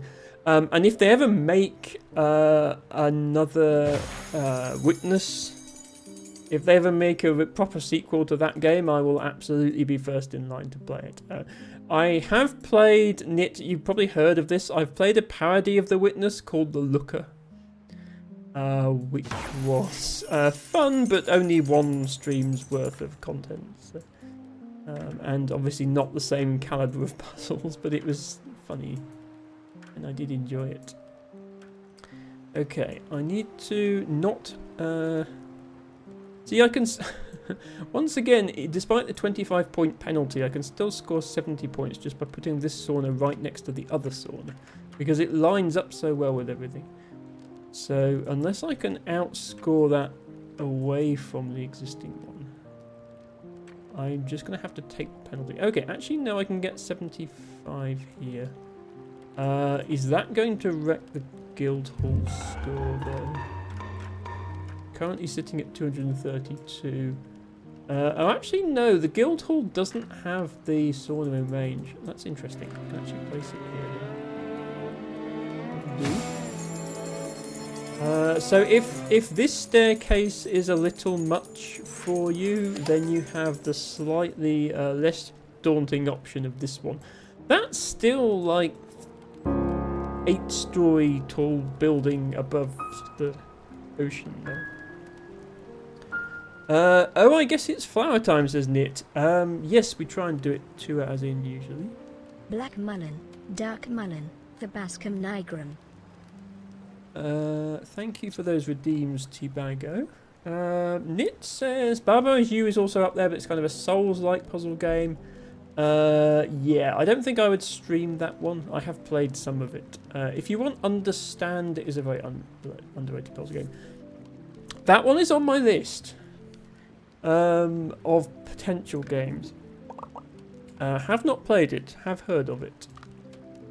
It's kind of like there are logical rules to how each level works. You've got to figure out what they are. So it's not like The Witness. It's not an open world thing, but it has rule discovery elements to it. I think I'm actually going to put this lumberjack over here so it doesn't mess with my guild hall that I still haven't placed. I did do a couple of streams of Barbecue, yes. And spent most of it getting horribly stuck. Interesting thing about fountains is they benefit from parks as well as mansions. So you can just make a giant park with a fountain in the middle. It's very nice. Not necessarily the best strategy, but maybe the prettiest one. I do wonder if perhaps the residents of this town were a little bit fed up of red and they could maybe have planted some different coloured plants in their park. Like they could have imported some green trees from one of the islands that has green trees. They've obviously imported hops from somewhere. But no, everything had to be red or blue to get planning approval, I guess. This is planning permission for you, I guess. Everything's got to be red, white and blue. This is America. I guess. I don't know. No, there would need to be an 8-lane freeway here in order for it to be America. Right, let's take a break there for just a second and do some redeems. I'm not going anywhere, but we are taking a quick break. When I'm not playing video games on the internet, I'm a botanist in real life, and I like to share that with my viewers. First of all, by having an option to redeem a flower of the day for 10 channel points. But also, for a few more points, you can choose any wildflower, and I'll talk about it for a bit. The choice today is Black Mullein. So I am familiar with common mullein. You do see those quite a bit around where I live. On like waste grounds sometimes. If there's very poor soil, so if like there's concrete or gravel somewhere, but it's disused and there is soil building up, but it's still thin, you can get different things growing, and mullein is one of them. Not sure what its natural habitat is. And the interesting thing on the wiki about Black Mullein, says LT Bago, is that there have been tentative fossil seed identification from substage 2 of the Hoxnean Interglacial at Clacton in Essex. Yeah, Nyctomantis, so Hawk's something Wrong that Game. you have to bear in mind when talking about the history of plant distribution in the UK is that both plants and humans were living in what is now the Britain and Ireland before the last ice age, which covered all but the southernmost part of England in ice sheet, thereby driving out both the humans and the plants.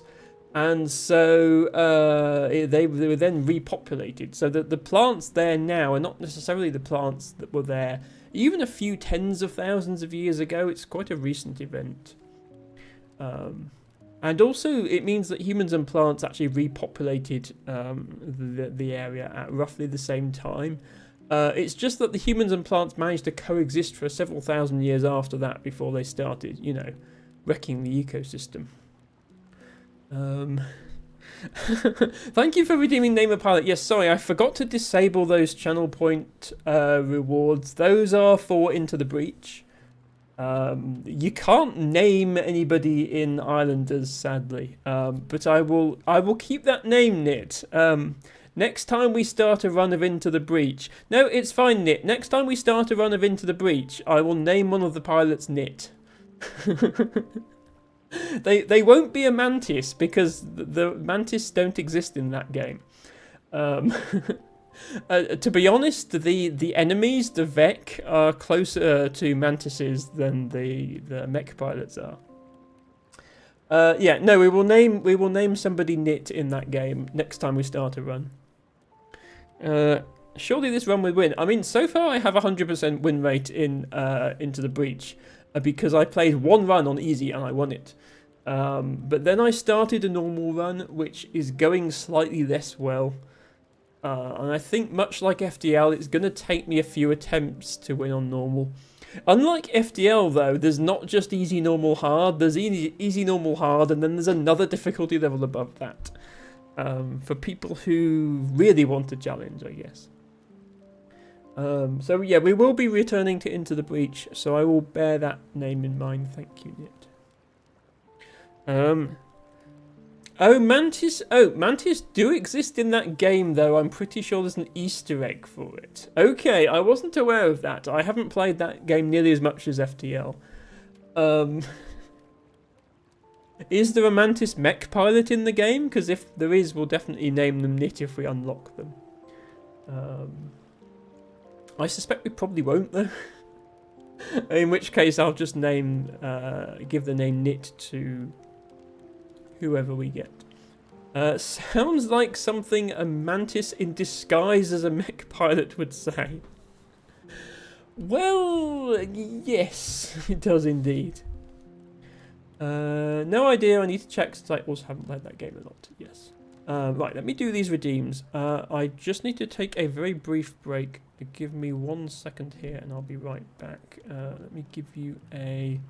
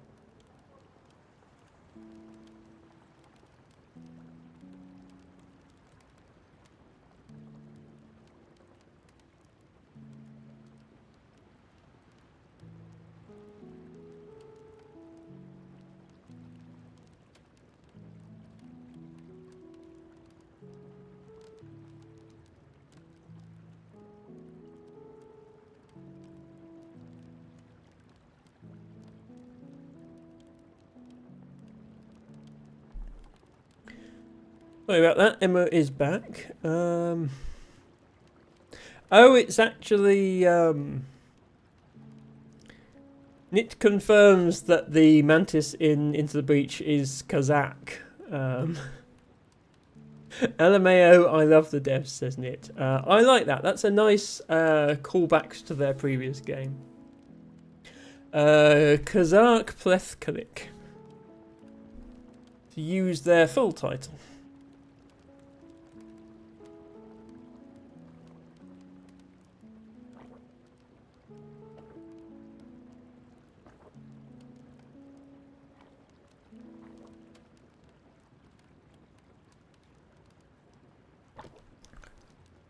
Okay, let's look at a Black Marine, also known as Dark Marine. I'll get a photo up for you. So all Marines are kind of the same basic layout. They have, they're quite big. They have a cluster of leaves at their base, which in a common Marine are quite sort of greyish green, but looks like in this one they aren't. And then they have a big spike that has flowers all the way up the spike, which can be quite spectacular. And I'm looking for a photo that really shows that off. Is a good one. So that's the plant with its leaves, and I'll also bring up a close-up of the flowers just to give you a better look at that. There we go, and there we go. No, camera. Hello, camera. There we go. A full glass of water in one go. Damn, don't drown. Yes, this is how Emma drinks water. It's how Alex drinks water as well. It's not just me. You know, proper hydration is very important for everybody, not just streamers. So yeah, there is the plant. I'm going to get one of my books now.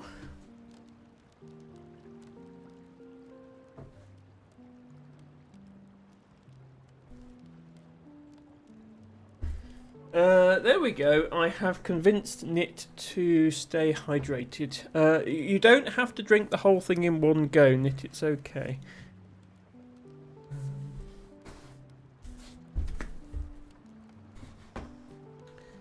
Million.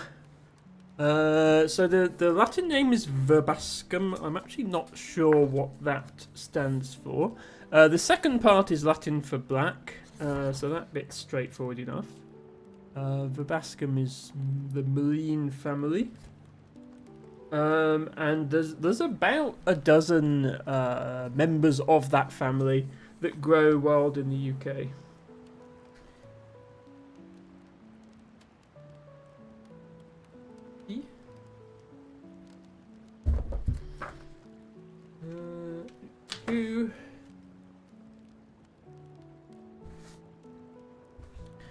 Okay. Okay, just looking at the distribution map, looks like it is native to southeast England. Has been recorded in Somerset, but not native there. So yeah, I haven't personally recorded this one. I've seen Common Marine quite a bit. And the book has this to say about it. Dark Marine, a biennial or short-lived perennial herb of road verges and embankments, in hedge banks and other grassy places on walls and in cultivated ground, including arable field margins. It prefers well-drained calcareous soils. Okay, interesting that it prefers calcareous soils, but it doesn't seem to be found on the Mendips. Native in Britain and the Channel Islands, and a neophyte in Ireland. Okay, but yeah, the map the map suggests that native range is confined to southern England. So northern England and Scotland, it's introduced by human activity, which is what neophyte means as well. It is a mobile species with a dynamic life history. Changes in the management of hedge banks and roadsides may be responsible for local losses. but it can also be of benefit in assisting the dispersal of the seed to new areas. Yeah, the overall trend does seem to be a decline in the UK, but only a very gradual one. With lots of new records appearing outside of its native range, so it's not in any way threatened. It has adapted to make use of human habitats like road verges.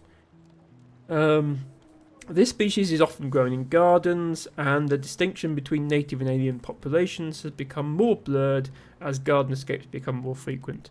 Yes, I suspect the records from Somerset are going to be garden escapes. Checking that. Yeah, the one that's in here is Great Malene, which honestly I just know as Malene because that's the only one we really see. That one is native to Somerset and much more frequent. It just briefly bring up a photo of Great Malene for comparison.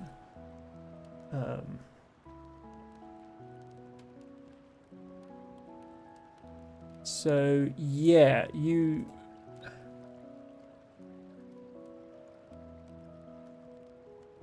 I need one that shows the basal leaves and also the...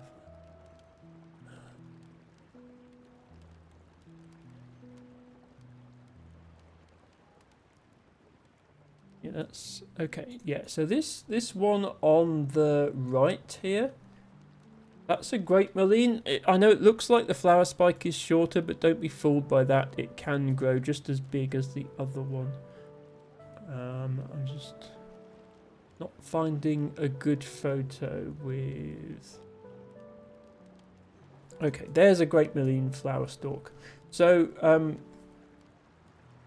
Great Malene, the flowers don't have this dark central part.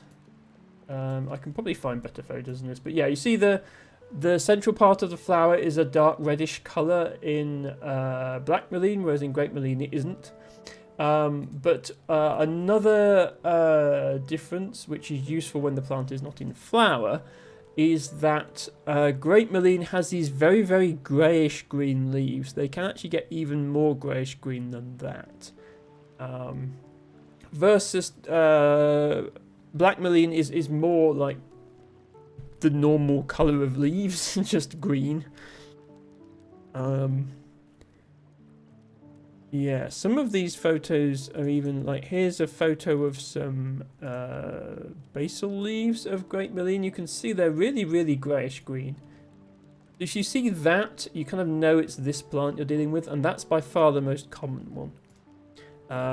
Pretty much anywhere in Britain and Ireland. And it is called Great Malene for a reason. It gets very big.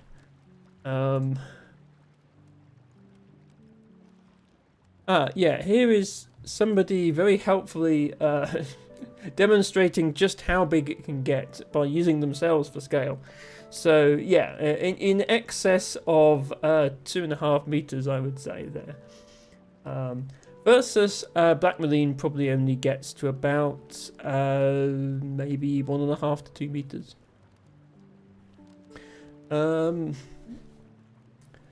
Harry says, it's how I drink my water bottles at and after work. See, Harry knows the correct way to stay hydrated. I approve, Harry.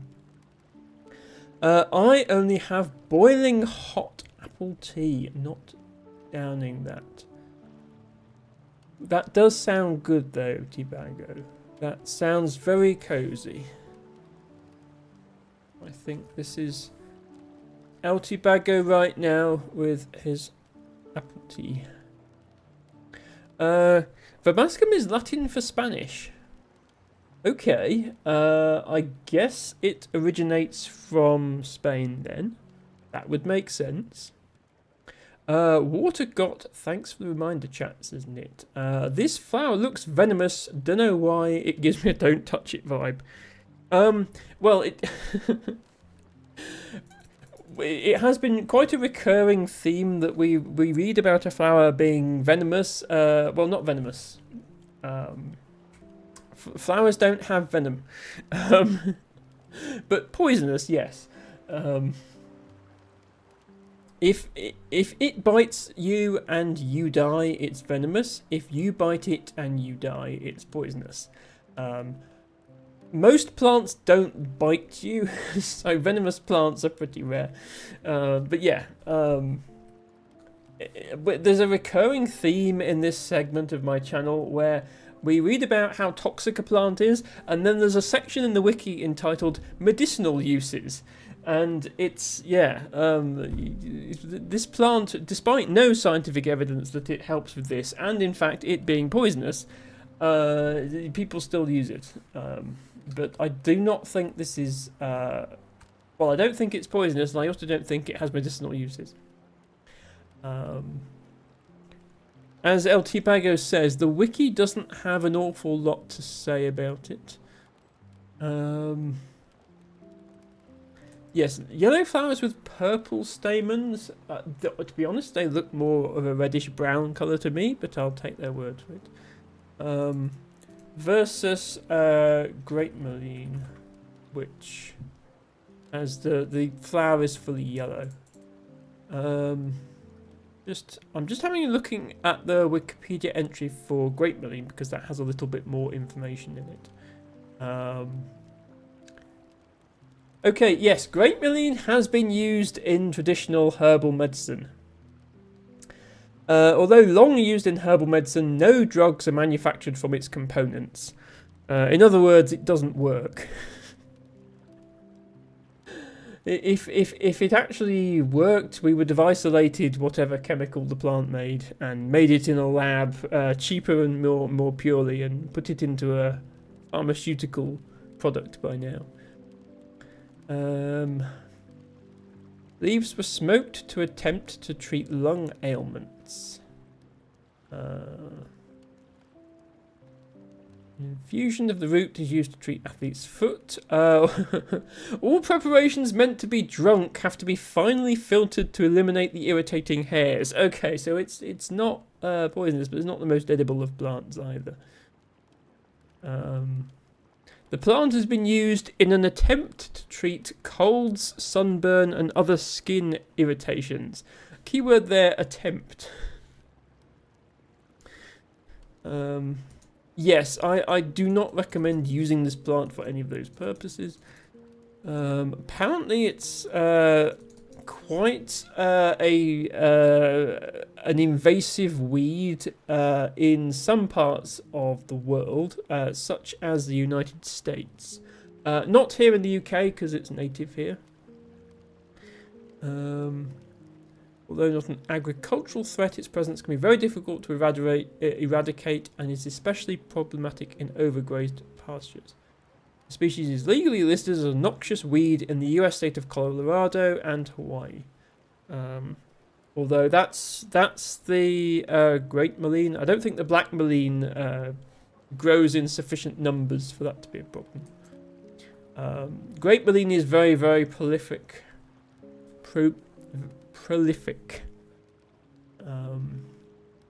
The seeds maintain their germinative powers for decades, up to 100 years. Each plant produces between 180,000 and 240,000 seeds, and then those seeds can be dormant for up to a century. Not surprising then that the plant can spread quite well.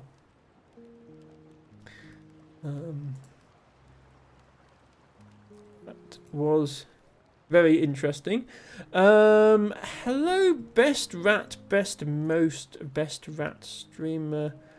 Hello. We love a technician for scale, says Ratmost. I don't know if they're a botanist or just a keen gardener, but they certainly have a big mullein there. Oh, yes, sorry, I didn't mean to attack your choice of words, especially as a non-native speaker, Nit. It amuses me when people say venomous for plant, because in my mind, I picture a plant with teeth biting you. Which, I mean, Venus flytrap kind of does that, but only if you're an insect. Fortunately, the stories of man-eating plants with giant teeth are fortunately the realm of fiction and are not a cause for panic for the general population, I promise. Yes, sorry, Nit.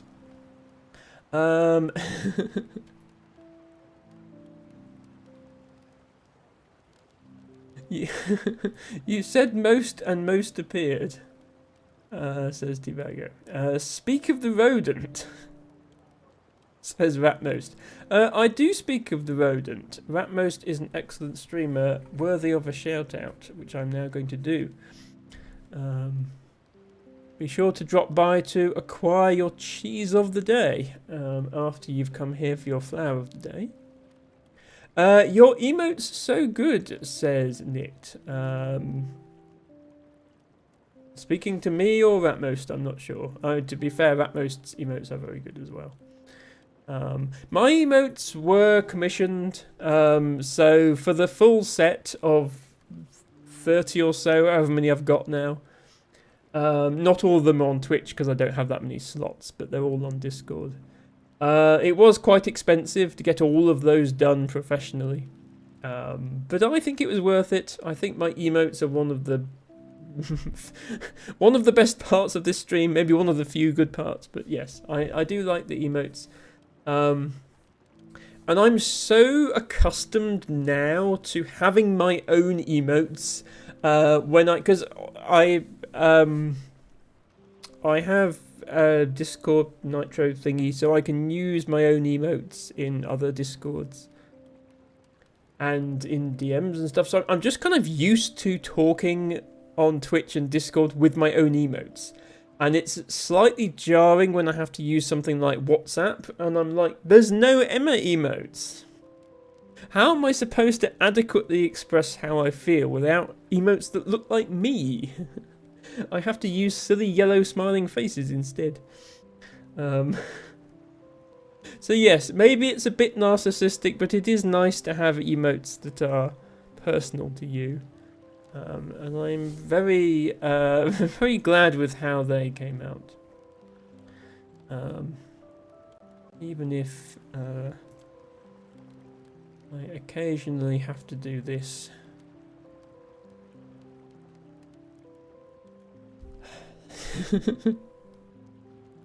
The great thing about being a streamer is you can redeem giant emote for free in your own channel. So you get to appreciate details of the emote that you don't usually see when it's that big on the screen.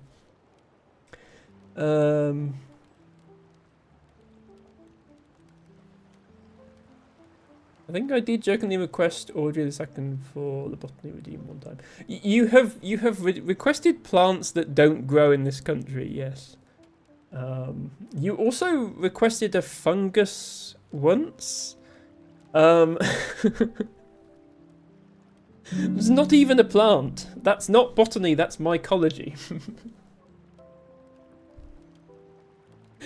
But yes, I don't mind the occasional troll redeem. Oh, something's happening. Oh, 3 bits. I needed 3 more for the 100 count. I guess it's time to show more love. Oh yeah, that's right, Nit. Yes, no, I remember now, you cheered bits based on how much hit points I had left on my ship at the end of FTL. If only I'd taken 3 less points of damage, you'd have been on 100 already. Thank you so much for the 3 bits. Ratmost, thank you for redeeming your flower of the day, which is a common milkwort. Lovely, lovely blue, bright, intense blue flower, milkwort. Grows on limestone, grows on chalk. I do see it around here. I love the spinning Emma particularly, says Ratmost. The spinning Emma is nice, yes, and it was actually a collaboration, that one. In fact, all of my animated emotes were collaborations. Apart from the wiggle. These two, the spin and the blow high yeet, and also the grow emote, which I don't actually have as an emote on Twitch anymore, but I still have on Discord. The animated flower growing. For all of those, Loon did the art, but I did the animation. So Loon did the frames of Emma spinning, and then to animate it, because emote Emma has a flower in her hair, and I wanted to reuse the frame. I wanted to mirror the one of the spinning frames to give the animation more frames, so I had to swap the flower to the other side manually. And yeah, the blow high yeet was this static blow high emote, which I then animated myself to be doing a dive. We can just imagine the flower growing, Nit. Well, you're on Discord, aren't you, Nit? So you can see it.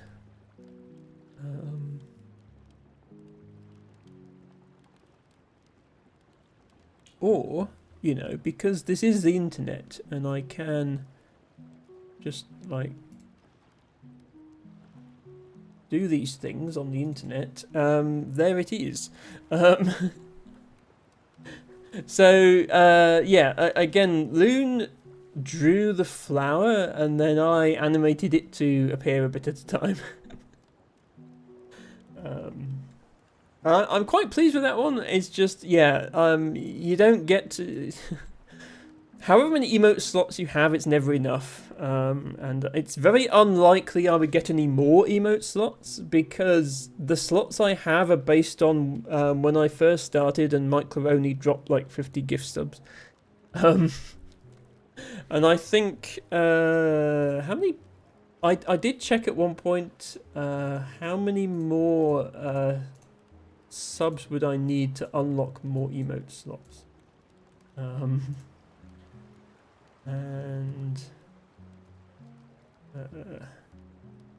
yes, I would need, no joke, I would need another 92 subscribers to unlock any more emote slots. So I think and that would just give me one more. So I think it's safe to say that what I have is all that I'm ever going to have, and that's fine. You know, it's more than a lot of streamers have. We can just imagine the flower going. Yes, I decided it was better to prioritize having all these different coloured flowers, because I like showing those off. Anyway, that was Moline. It ended up being quite a long botany segment. Let me just put these books back.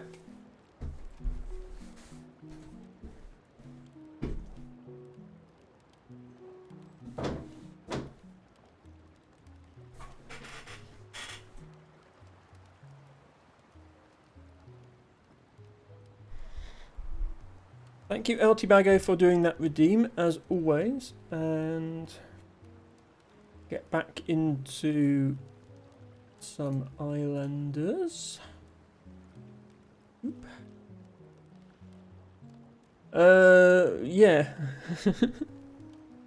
We're halfway. We have 5,000 points, so we are halfway to well, no, actually, it was 11,000 on the high. We're almost halfway to not quite being on the high score leaderboard.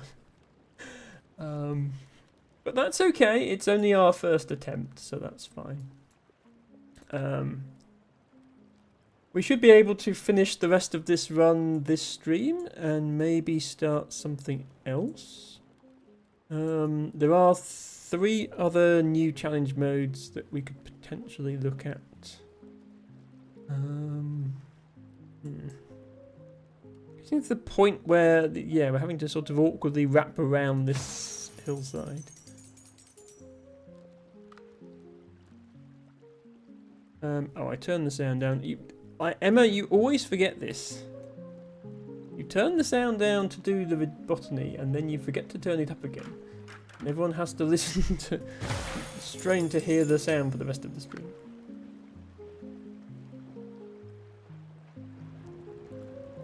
Yeah, I think this particular challenge mode would work better on an island that is less devoid of the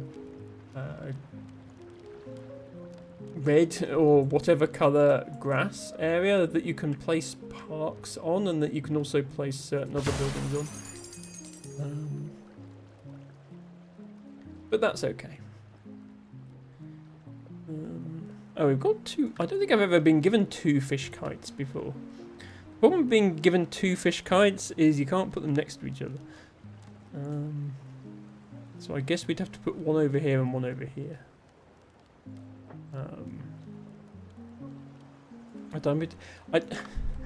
I'm stuck in a situation where I don't want to. I don't want to place certain buildings because I'm waiting to place other buildings. I don't want to place those buildings because I'm waiting to place other buildings.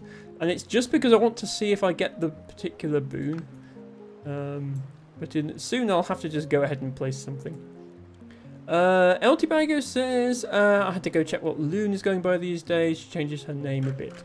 She does, yes. If you click any of my emotes, at least on the desktop version of Twitch, the mobile version doesn't do this for some reason. If you click any of my emotes, then you'll get a link to Loon's Twitch page, which will tell you. I think there's a link on there to her commissions.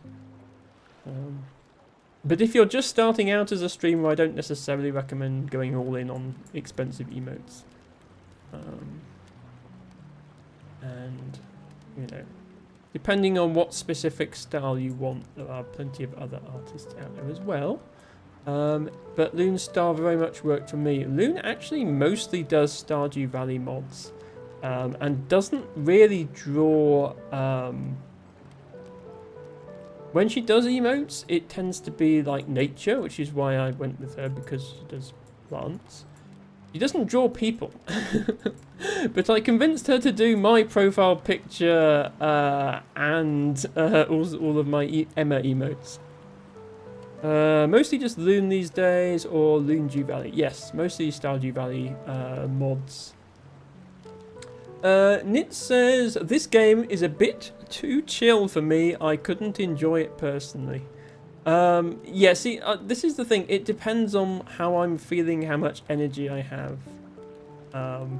If I'm going to commit to doing a stream, no matter how I'm feeling, I do need the option of playing chill games. And anyone who's watched this stream for a while knows what Emma's brain is like. You've watched me play computer programming based puzzle games where you have to try and optimize the runtime of a program. Emma likes trying to get high scores in things, which this game is good for. So yeah, it's not for everyone, but it's for Emma. No melee based slaughter. Yes, there's no combat in this game. You don't get to build an island and then sail a fleet out and go to attack someone else's island. That's what it's missing, clearly. Oh dear, can we even put this anywhere that doesn't lose points?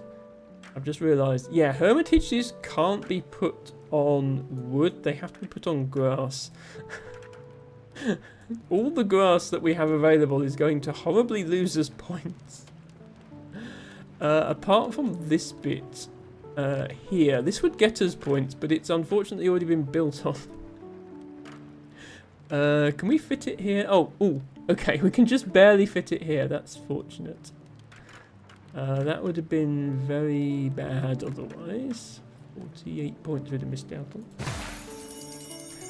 Not an insult at all. Chill games are great, and I also have some of those. This one's just not my cup of tea. Don't worry, Nit. We will almost certainly be playing something different next stream.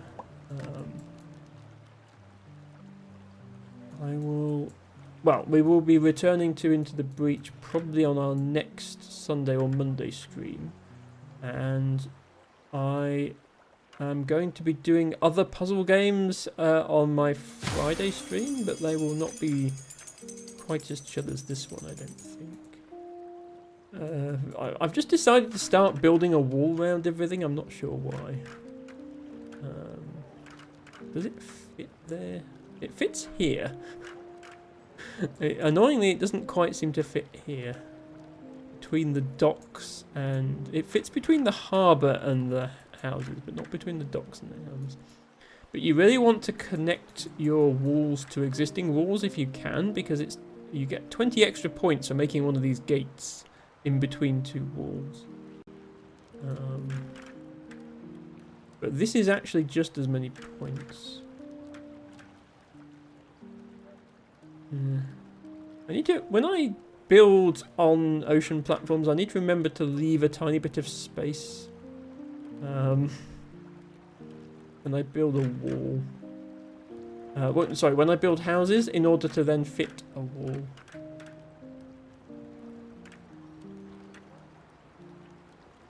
But yeah, it's surprising where you can squeeze them in sometimes. Here is apparently fine. I'm just going to keep going around the city.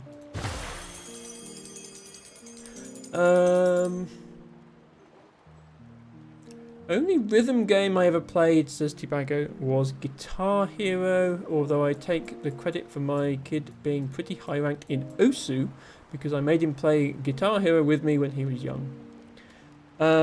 Yeah, I've never really been very good at rhythm games, despite being... Ah, that's the one I wanted. Despite being fairly musical, like I can play music, I think I have a decent sense of rhythm. I was never good at specifically rhythm video games. I think the last one I actually played was O2 Jam. That's showing my age, because when was that a thing? Like 2005? But yeah, I have a great respect for people who are good at rhythm games. I'm just not one of them myself. Okay, so the temple does not benefit from monument, but monument benefits from temple. So I need to build temple first. Then I need to build the monument. Okay, and it does fit, which is nice. Sadly, I've been given a second temple, but I don't think I'm going to be able to use it very effectively. I can score with it, just not like hundreds of points. Okay, please be score multiplier. That's not score multiplier. Okay, I'm going to use these rerolls and try and get a good boon. Okay, score. Okay, both of these are good.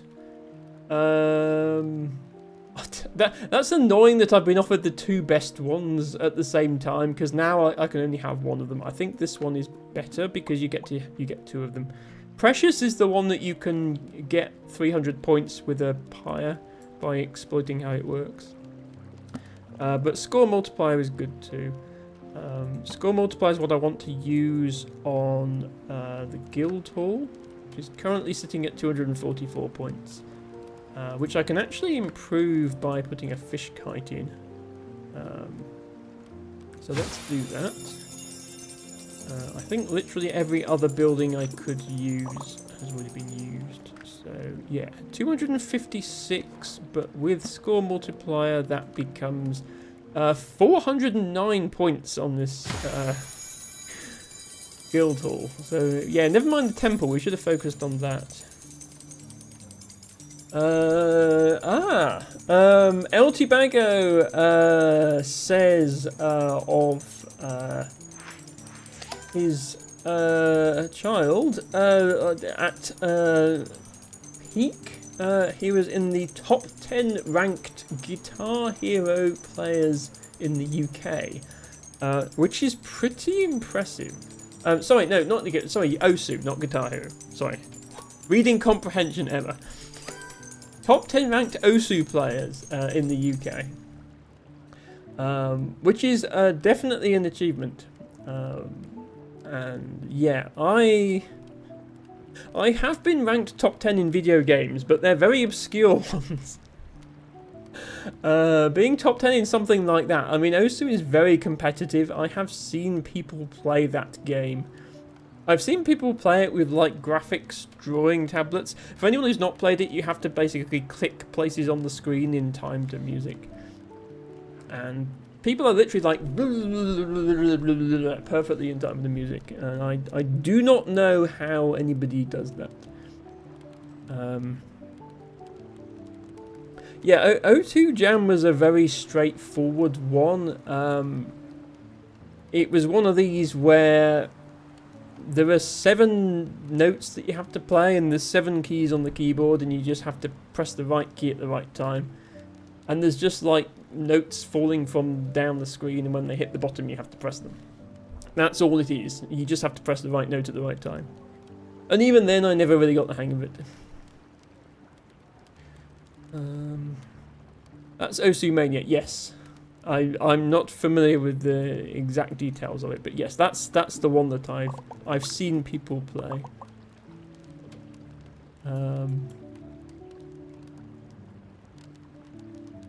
Osu Mania 7K is very difficult, 4K is easier.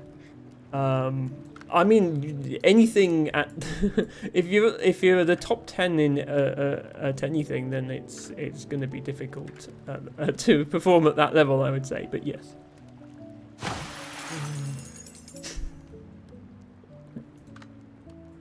I have never actually played Osu myself.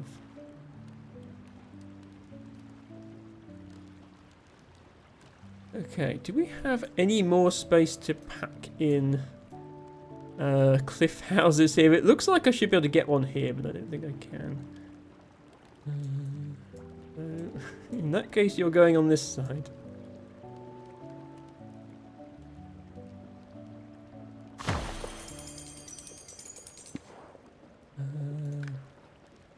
Oh, we do get precious. Okay, I was worried we wouldn't get it. That's good. So, just to demonstrate the what precious does, the next place building can earn +1 point from all buildings that normally doesn't affect its score. That's grammatically incorrect. It should be all buildings that normally don't affect its score, but also has a -15 point penalty.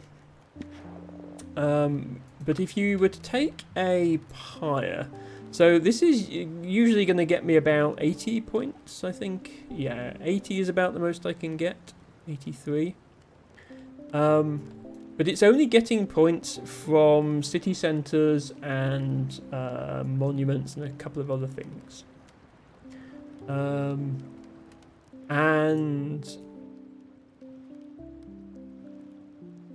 So, but look how big the area of effect is. It's the entire island. So imagine every building gives this 1 point. And suddenly your pyre is worth 311 instead of 83. And that's without a score multiplier. You can't apply 2 boons at once, so I can't apply score multiplier on top of precious.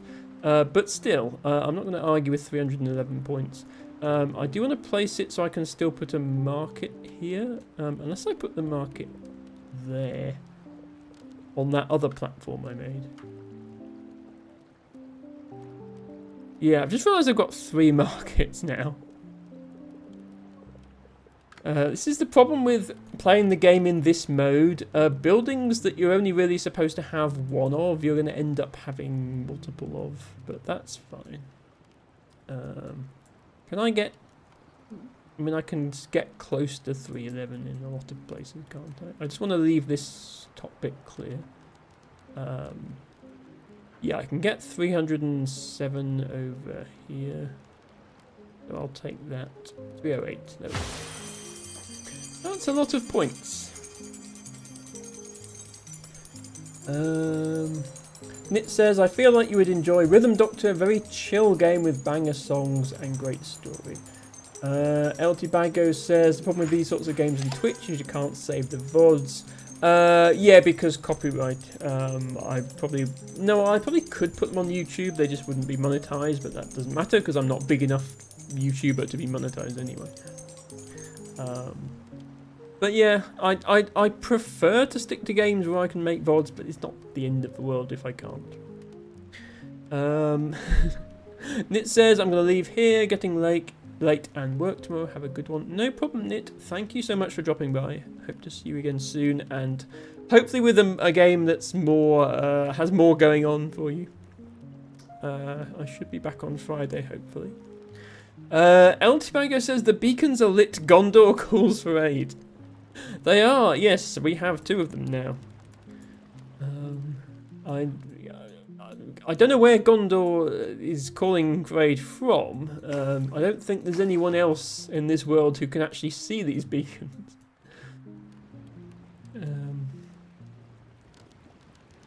But yes, it's all very pretty. I do like, I mean, you may not remember 2 years ago when I played the first version of this. The graphics were much, much simpler. And I do like the detail. And yeah, there's some interesting little details if you look closely, like the monument. There's a metal sphere sort of thing on top of the monument that's actually floating. So don't know how they're managing that. And the temple has a floating ring around the top as well. So clearly the laws of physics do not fully apply in this land in which we find ourselves. Oh great, they've given me another hermitage. This is the building that I struggled to score any points with.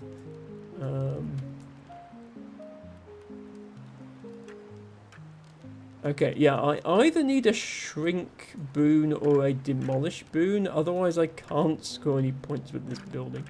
If I got a demolish boon, I could actually put one here. Unfortunately, if I place a wall platform, I wouldn't be able to put the hermitage on the wall platform because it can only go on grass. So that's not an option. Yes, clearly it's magnets, T-Baggo. That's the only explanation. How much can I get for Ann Harbour? 64. This would be more, but there's somebody built a fish in the way. Actually, no, I have water platforms. Why don't I just put one there and then put the harbour on it? There we go. 77. And can I squeeze a dock in there? Yes, I can. I mean, I'm feeling slightly better about my score than I was. Those big combos I got with the Pyre and the Guildhall have pushed my score up quite a bit. Still don't think we're getting to 10,000, but I'm slightly less embarrassed than I was.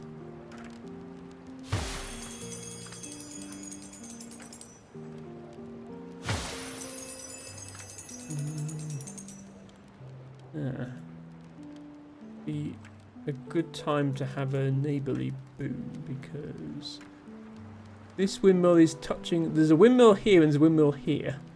So I can't put it anywhere that doesn't touch the other windmills whilst also touching the fields. The optimum place seems to be here, but you can't put it on rocks.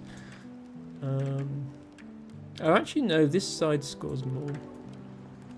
60, 68. I can get 68 here. Hello, Al. Who no one. That is your name. It is so good to see you. Alhuno says, Emma, you're wonderful. To which I say, no you, and I play my Uno reverse card. Straight back at you. Hang on, let me get my big emote button out. This is for you. Alhuno. There we go. It is very good to see you, Alhuno. Don't know if you've ever played this game, Islanders. It's a very cozy little game about building a city and trying to score points doing so. And my city is getting quite big. I may actually run out of space. I mean, probably not, because I've still got all of this and all of this. There's still an entire undeveloped city here. But it's getting bigger than I thought we might get. So... also, it doesn't always have to be red and blue. If you're thinking the colour scheme is a bit garish, this is only one of many islands, all with their own colour scheme. And my favourite island is, of course, the purple island, because purple is best colour. But it's random, and today we were given the red island.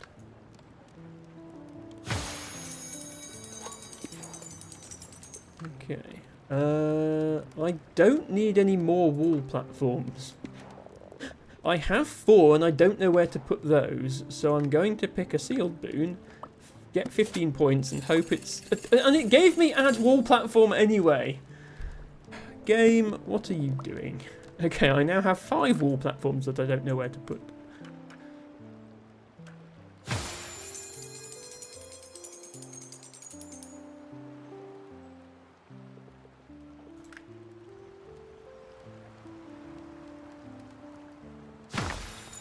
This is a silly game sometimes. Right, can we squeeze any more saunas in here when we already have these 2? Yeah, see, here would be a lot of points if, but the stairs have to extend to the water, and they don't quite make it here, sadly, so I don't get the 83 points. That looks to me like the stairs are going in the water, but the game disagrees. Yeah, I can put it like here, but then that's fewer points. I get 53 there, 57. Can I do better than that? I sneak my way around the other side. No, I don't think I can.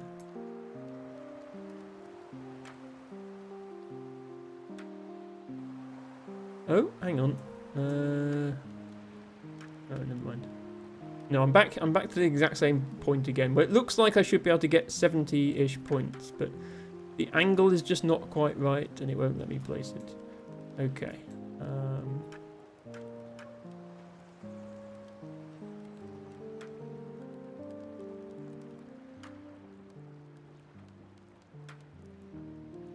I will take my 58 points then. So this sauna is for the wimps who don't want to climb the stairs to either of the other saunas, which are not for the faint-hearted. What else do we have? And hut. I do like the way you can sort of nestle these in amongst everything else. Oh, this is... Of course, the place they score the most points is the place you can't build them.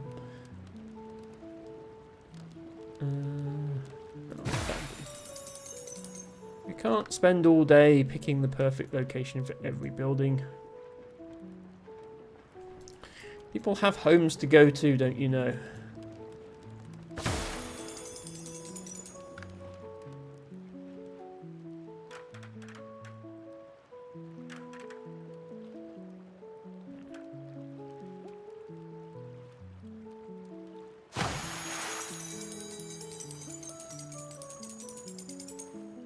This game does have a day-night cycle. If you're thinking it's a bit hard to make out what's on the screen at the moment, it is night time. Things do get a bit brighter.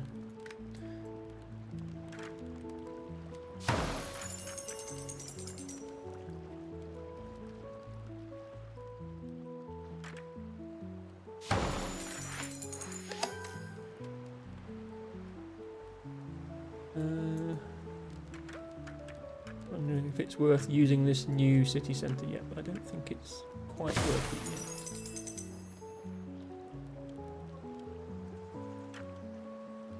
We can get more than 9 points somewhere else, we should do that.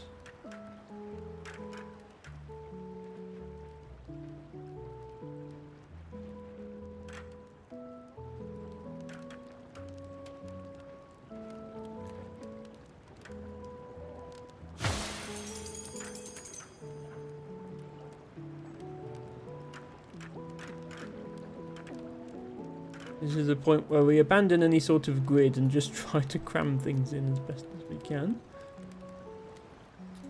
Yeah, let's start another area of work here.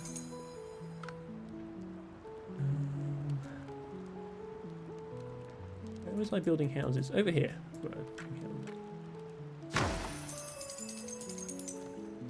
I should bear in mind we still have the circus to place. Yeah, I'm going to place this now. We're not getting any more houses into this area. And then the second one I shall plan around over here.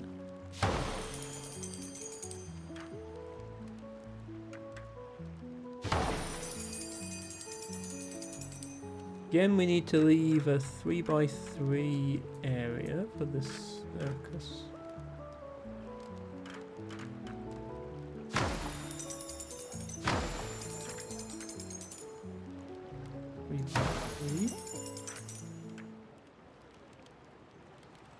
Oh, that's not quite 3x3 if I do that. Okay.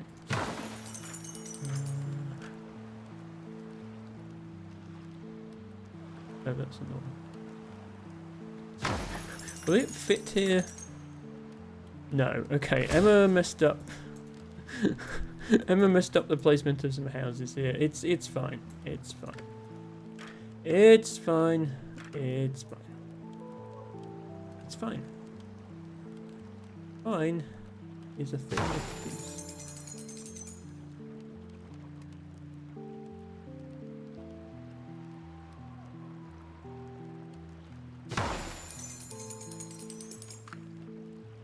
There you go, 56 points for that one.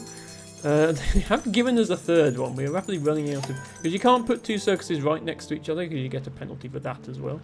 We are running out of... I could put one up here. That's actually not a bad idea. I could use this platform as a circus platform.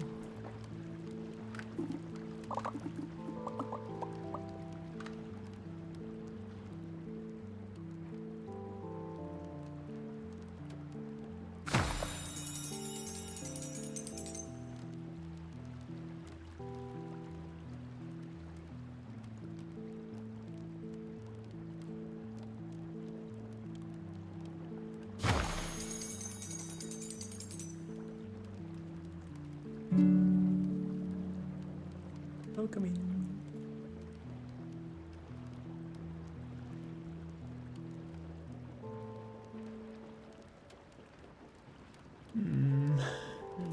It's always fiddly with these cliff houses. You always feel like you're just a few pixels off from getting a really good score with them. And then they just don't quite go in where you want them.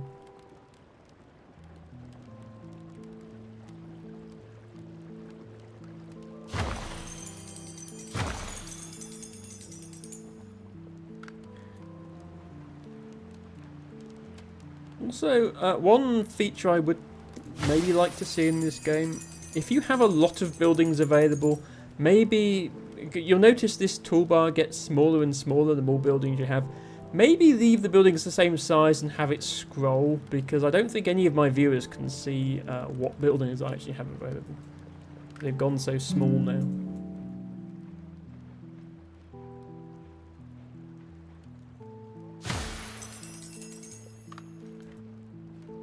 This is a big seaweed farm now, full of estigons.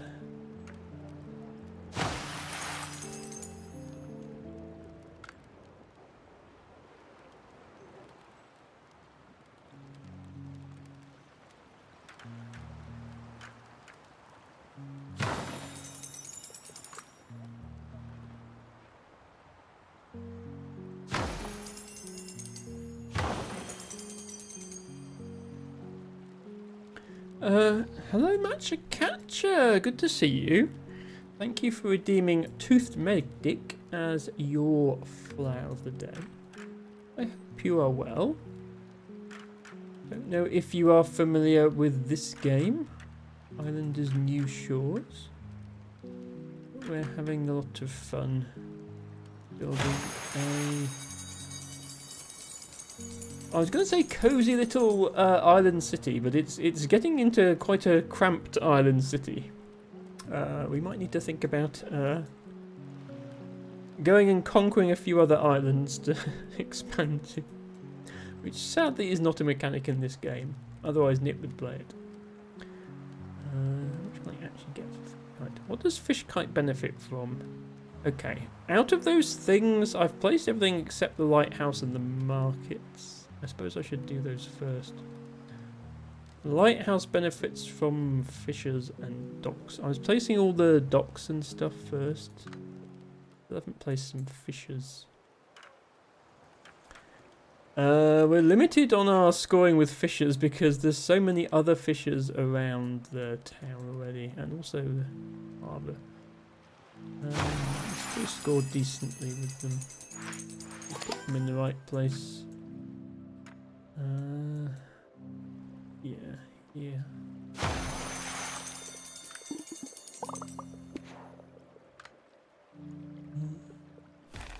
All that. Oh, another score multiplier. That would be very nice, because I do still have some high-scoring buildings to place. The mountain shrine can score quite well, although the high-scoring bit would be there. Yeah, ideally I'd get another terrace and put it like here for the mountain shrine, but it's okay if I don't.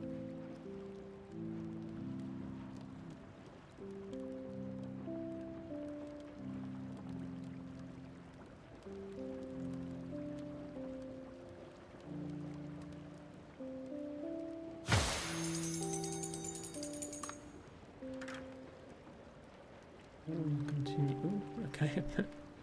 Not sure what I did then, but it suddenly snapped to... Yeah, okay, I can put the wall around the entire thing, but it only gives me 2 points. Or I can put it here for... Oh, okay, now suddenly it's 31. Oh, because it gave me the gate.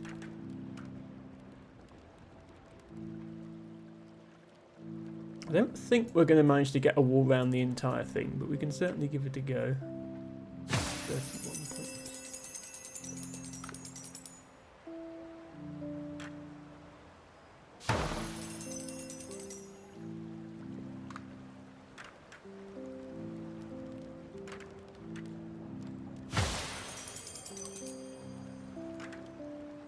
Running out of places to put parks is for sure.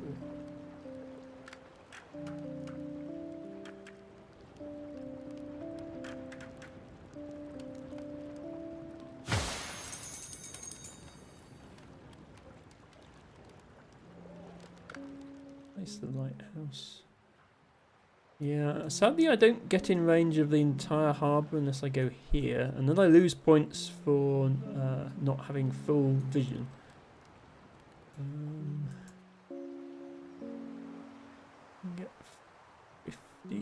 54 there. Once again, the optimal place to put the lighthouse is somewhere that I don't have any land to build on. Can I extend... Where is it? That's my best placement? I'm wondering if I can extend this platform just to put a lighthouse on it. Yeah, there's not anywhere better, is there? This is close, actually.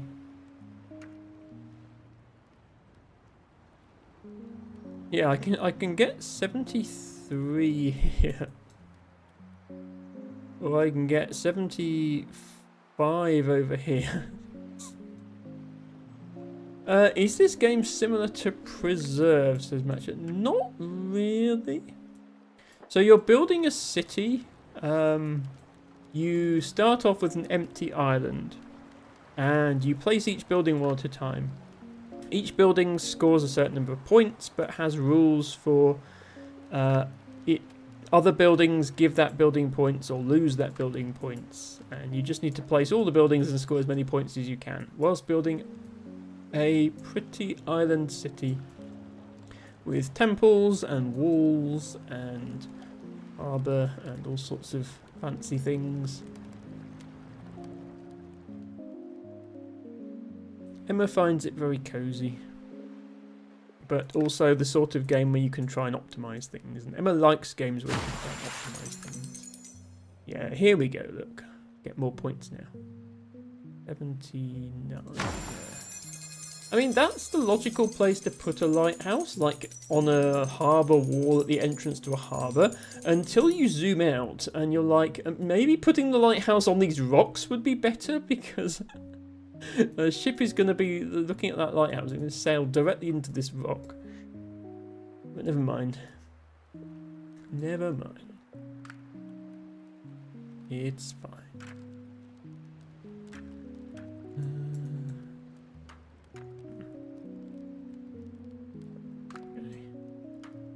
Might need to start building wall platforms to put warehouses on.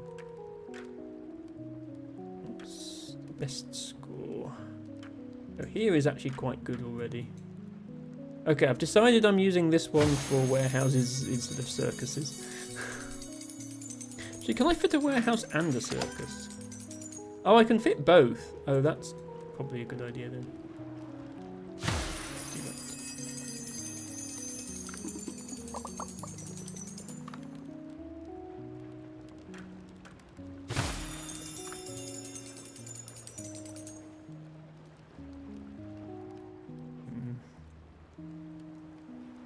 I feel like there's unused cliff space in here, but I just can't quite get a building to stick there.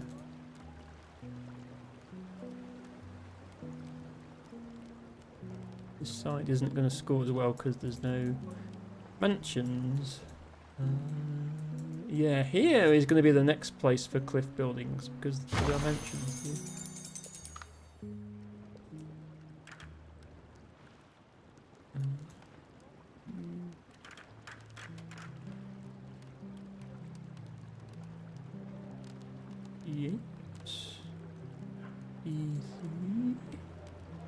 Yeah, it's going to be better to be in range of the field no matter what. It's just a case of what else you're in range of. 60. Yeah.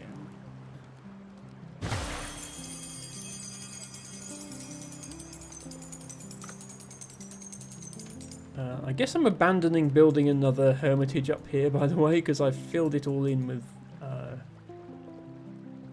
other stuff now. Yeah, and hermitage here would still score -50 if it even fit. I suppose actually you can build hermitages on plateaus.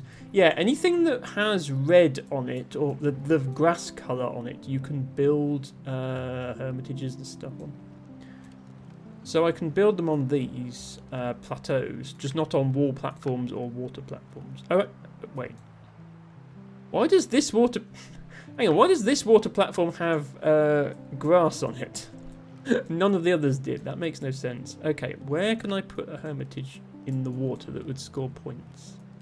Because I'm going to have to put a platform there. There would work.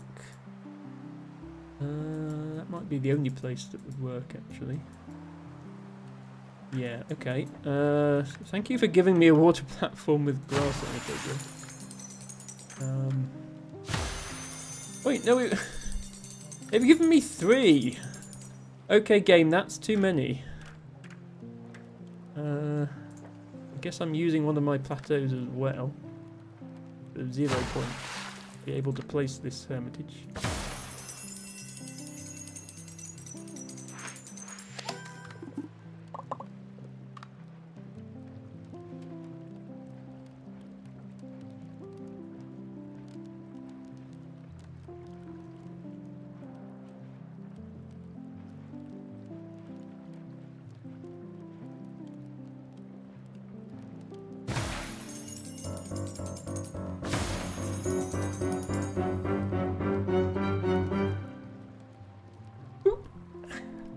The shoot. Okay. Let's. Thank you, Matcha, for doing Bowhide. Let me go and fetch him.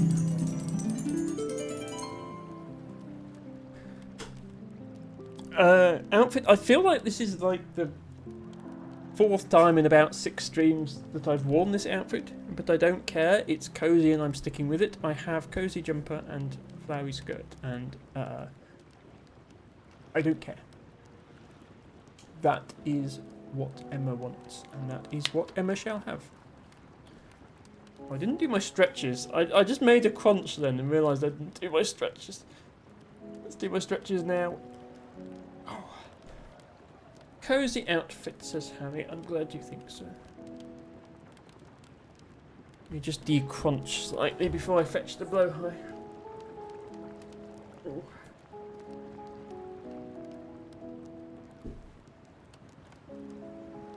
As long as it... Yes, it is clean. I mean, it's only an outer... I have things underneath in contact with my skin that I wash after one use. So yes, need washing that off. Almost scammed the stretches. Yeah, sorry, T-Bago. I'd already gone half an hour with the botany routine because we got sidetracked by a number of things. Yes, yeah, sorry, I should have done my stretches before. Doing them now.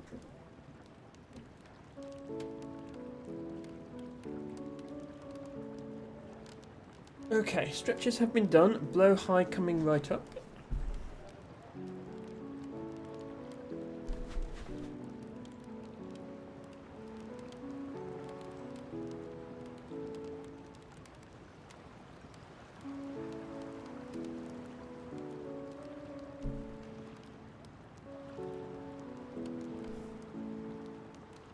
This is Blow High. He is soft and cuddly and we love him. Boop. Boop, boop, boop, boop, boop.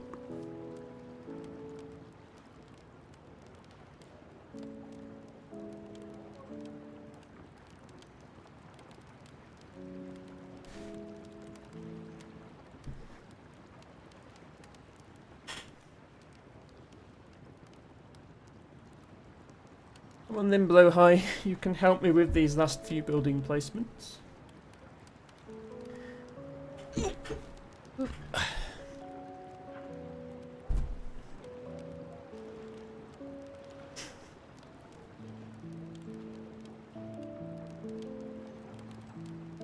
I mean, we've made it to 8,000.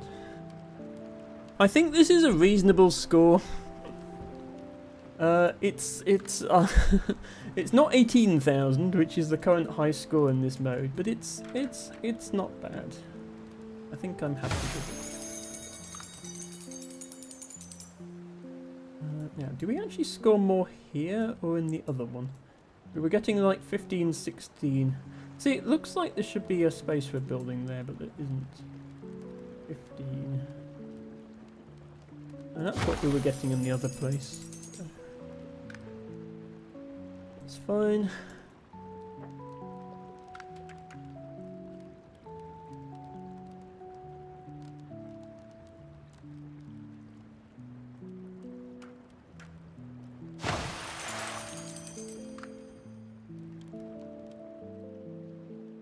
Harbour is turning into a huge endeavour.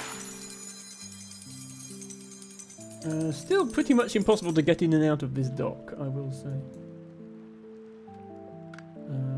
This would be the logical place to put a warehouse, like on the side of the docks. 46 points. So far I've been able to get more by putting them over here. But that might actually be the highest scoring spot I have left. Yeah, that's only 31.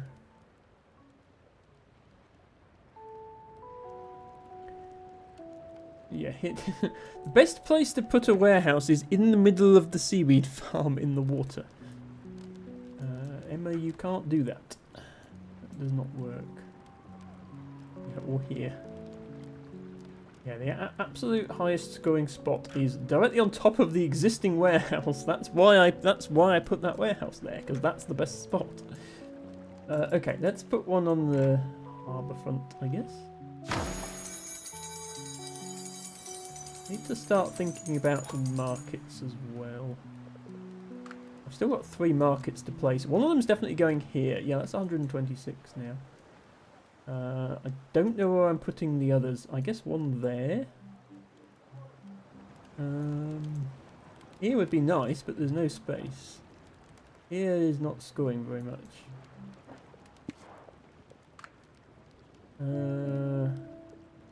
Okay, I think this is better because there's more of them.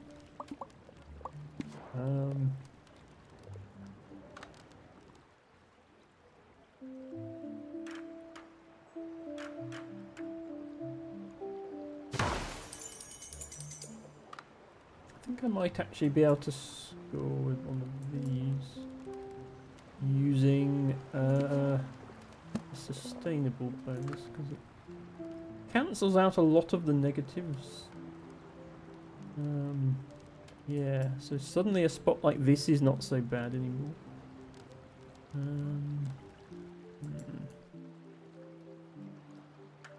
Or even here. Yeah, this actually seems to be the best spot. I think I saw 30 something. Oops, no, that's not what I meant to do. Don't lose me points. Yeah, 28 there. What does it get without the boon? Oh, it still gets 27 without the boon. Okay, basically.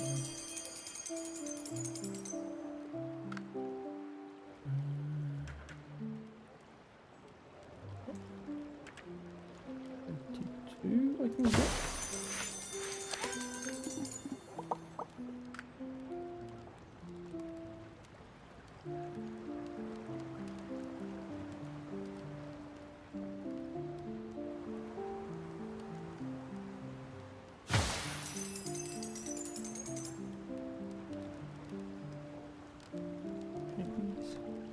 These two cliff houses do appear to be staring into each other's windows.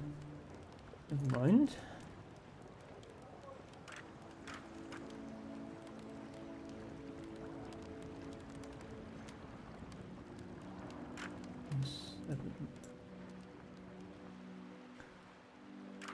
Quite amusing that you can almost get more points for a sawmill just by putting it near the docks, rather than, you know, actually putting it near any source of wood.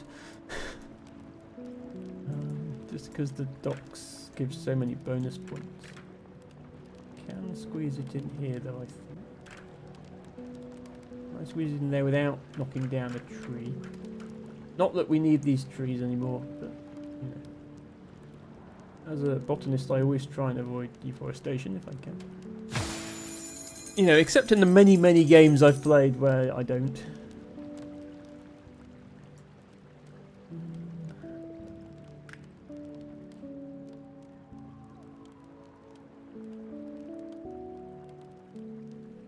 Fishkite. Oh, temple. Fishkite loses points from temple. That didn't occur to me. If I can get 55 there. I can get 70 here. I don't think I can get more than 70 then. I can get 70 here. Yeah, because there's already a fish kite there. I think 70 is the most.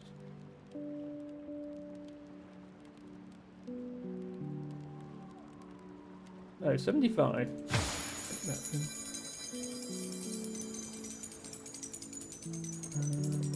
Let's put a score multiplier down with this market for 222. I saw then. Where's it gone? 219, I'll take it.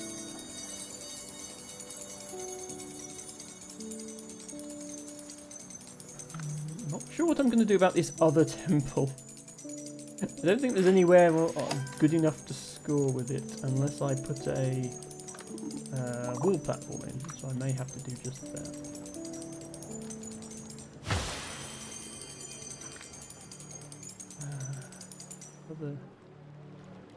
Another shaman. So I was surprised to find that spot was actually quite good. Let me see if there's any other decent shaman spots that have been eluding me, not eluding me.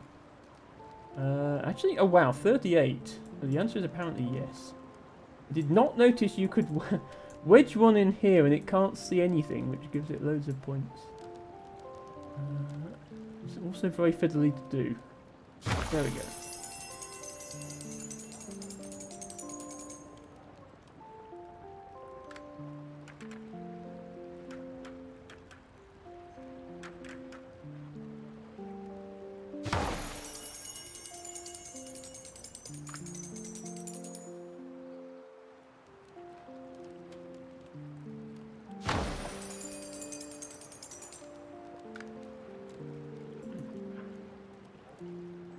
Good left for a fountain. Oh, Yeah, this one hasn't got one yet.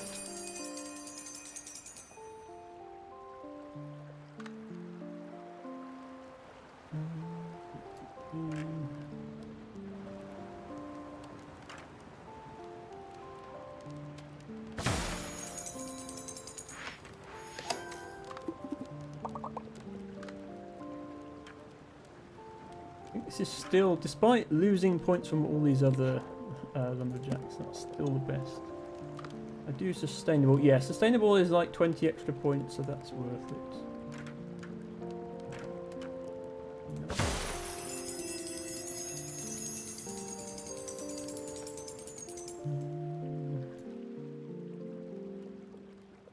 I get one more boon. I didn't realise I got one more.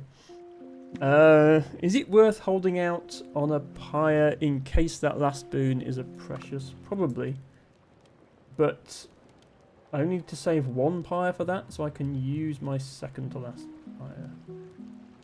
72, 28.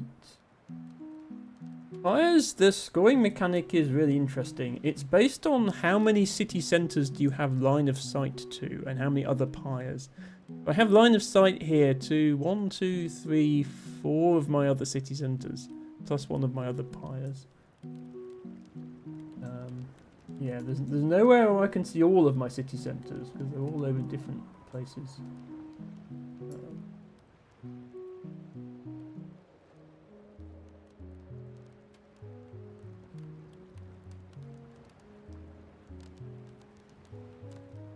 This might be the highest scoring spot.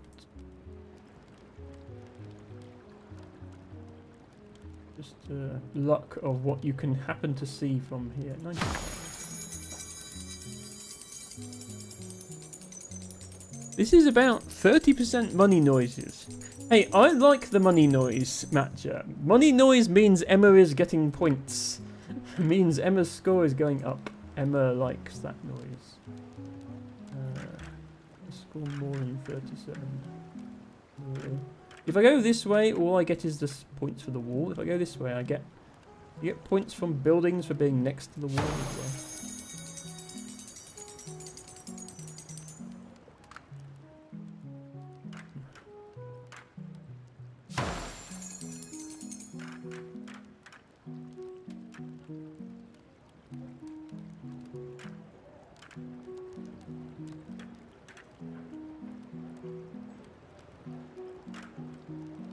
These little ledges that I keep thinking I must be able to cram another building into. And there's just not quite enough space. And I'm sure if I'd planned better I could have made space, but never mind.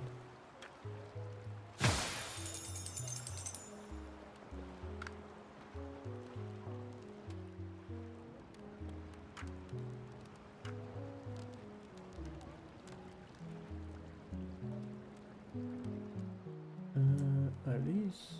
Yeah, we can score.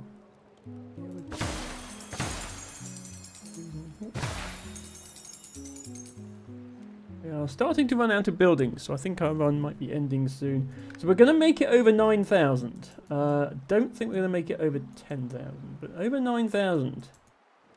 There's no way that can be right. I will take it.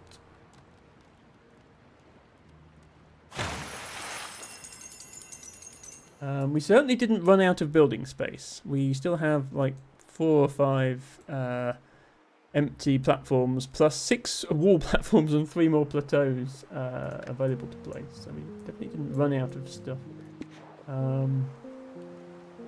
Towers lose points from any... No, they only lose points from other towers. Okay.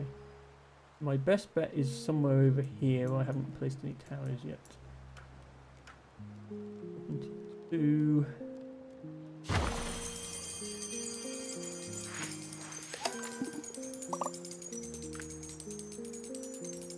Other wall. Looks like we're going round this little bit in a circle because that's the highest scoring option.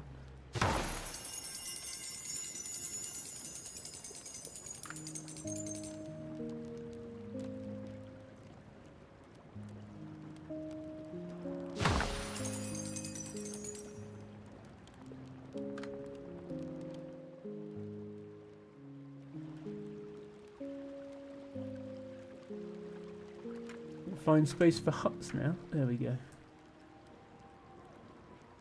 Cram one in without demolishing that tree if we can help.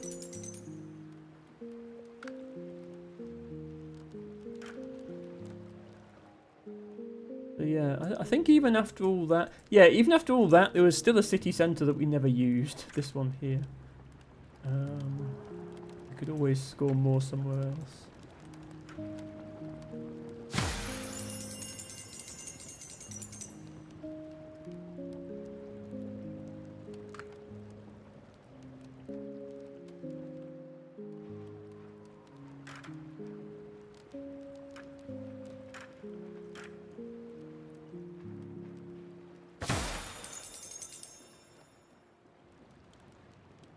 Okay, we're very, very close to getting that final boon. I think we'll get there if I place some more buildings.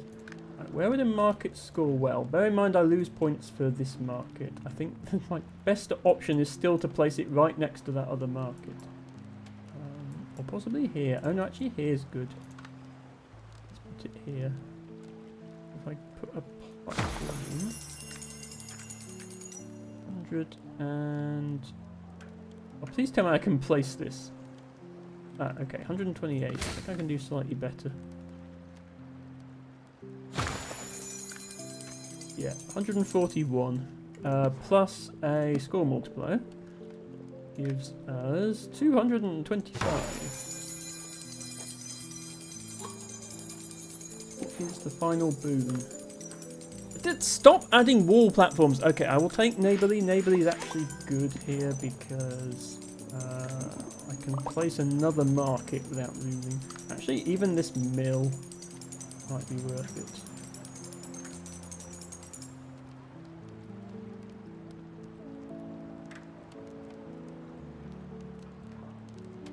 Yeah, see how this mill is... It would score me 32 points, but it's within range of 40.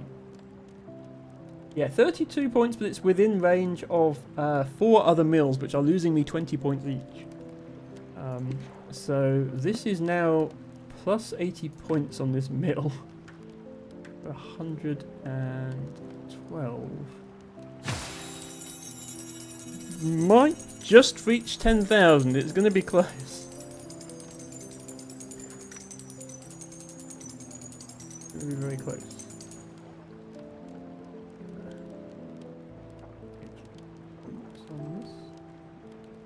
Fields, well, as you can kind of see, the way fields score is every new field you add to your existing field scores you 2 more points. Even if it's out of range of your fields. So here is just 6, but here is 36, and here in range of the mill is 41.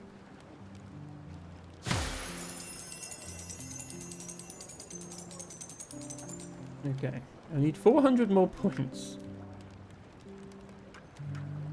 And using this park, I can get 3 of them.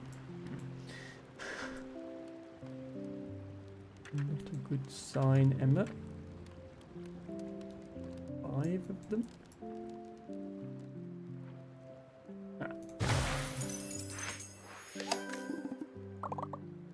Stop giving me parks. I can't do anything useful with parks.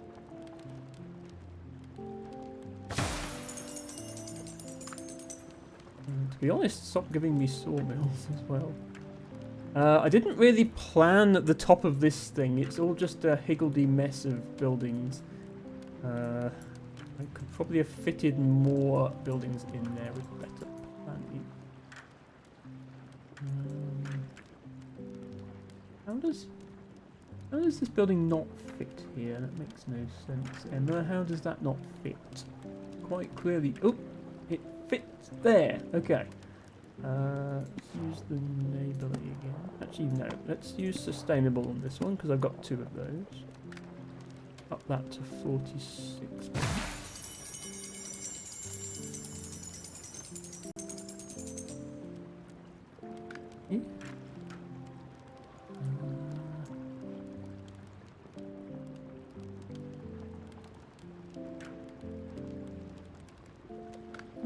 Get It's like I unexpectedly got a. I'm literally running out of places to put these platforms. I unexpectedly got a water platform with grass on it. I wonder if there's a way to get a wall platform with grass on it, because that would actually be very useful if such a thing exists.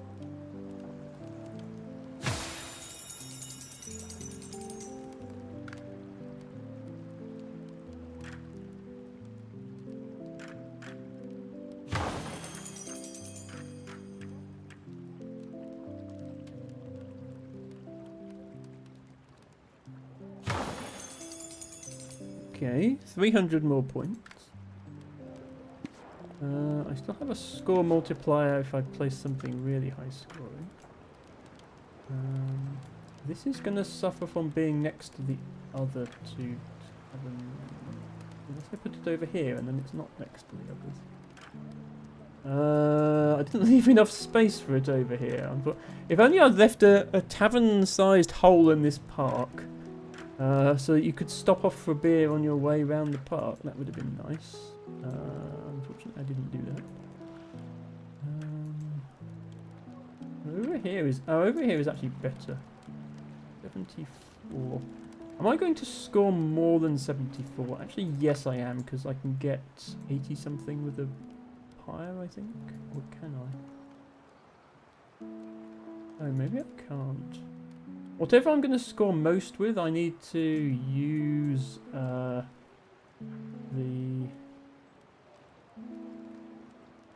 remaining... Oh, it might actually be a temple. Yeah, the temple would score really nicely up here, if only I'd left space for them.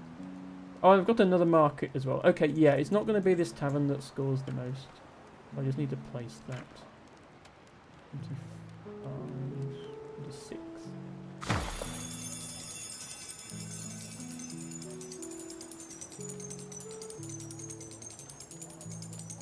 9,800.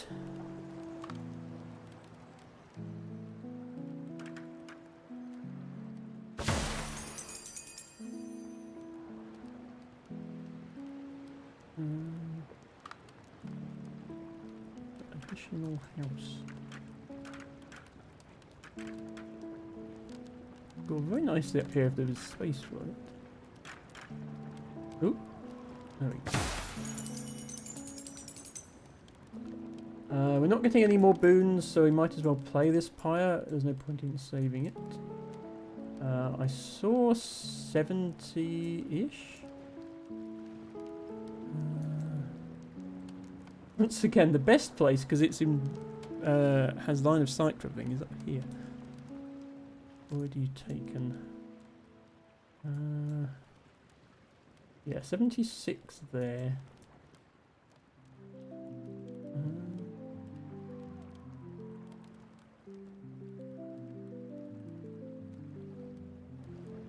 In the seaweed, I could score 90. Oh, here, yeah, here is better. 108. That's got to be the right place for it.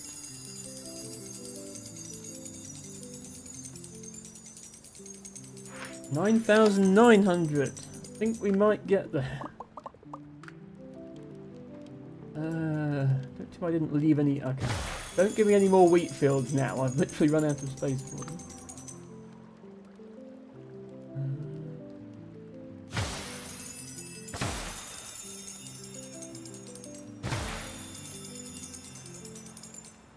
$10,000.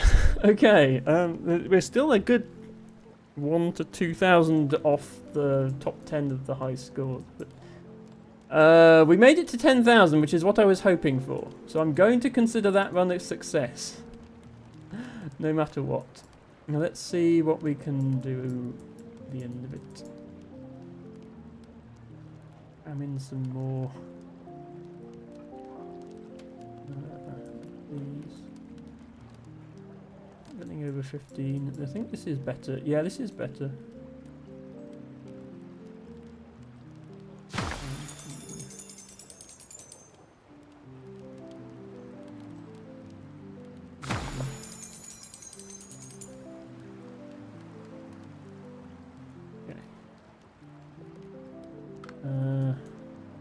So I'm limited now to placing a market somewhere where I can actually fit a wall platform in.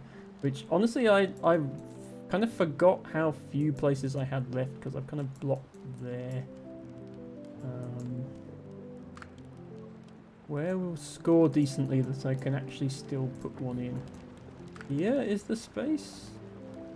No, there's not even space there. Wow, okay. Yeah, I should have left more space for wall platforms. What's going to be my best scoring option with the market then? Probably here, actually. Yeah, maybe I should have left... should have used that... I should have used that scoring boon on the... that final pyre. Because although these... See, that is 122, but only if you actually manage to place it on there, which I obviously can't. This doesn't really score much if you don't place it high up. The highest I could put it now would be to put a wall platform like here. It's only like 30 points. That's not even a good place for a market. So yeah, I think the best place I can put a market is here. Unless... Is there somewhere in the water that scores more than 67? I mean... Yeah. Yes. 85. Sit there then.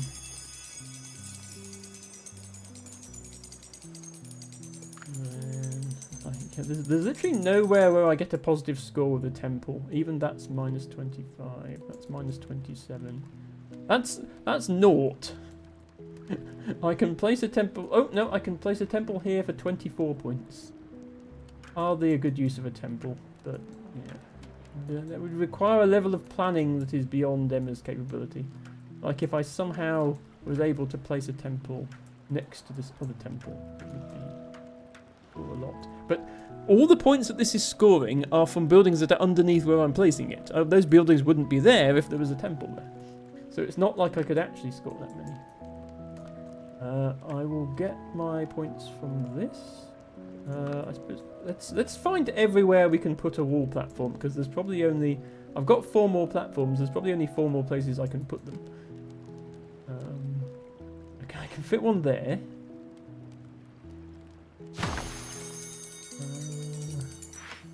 Are there even 4 more places? I can put one here.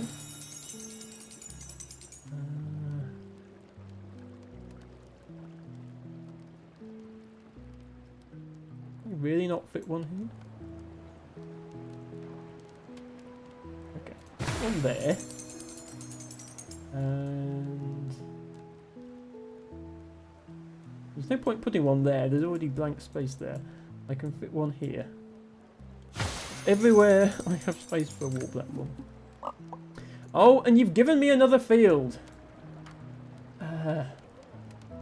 That's 45 points I could have had if I just left space for one more field.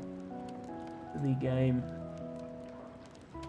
This is a silly game. Look how silly this game is. Look at this game being silly. This is what a silly game looks like.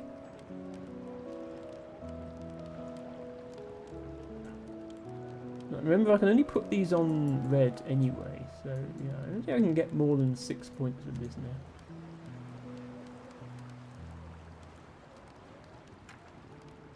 I can get the 9 points there. Okay, 6 points.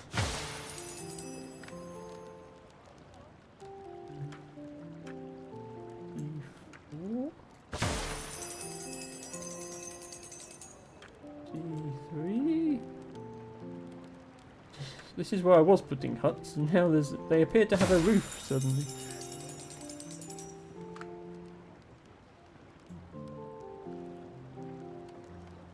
Oh, that was good. I knew it was possible to tuck something in here. It had to be the thin building. I hadn't been getting the thin ones.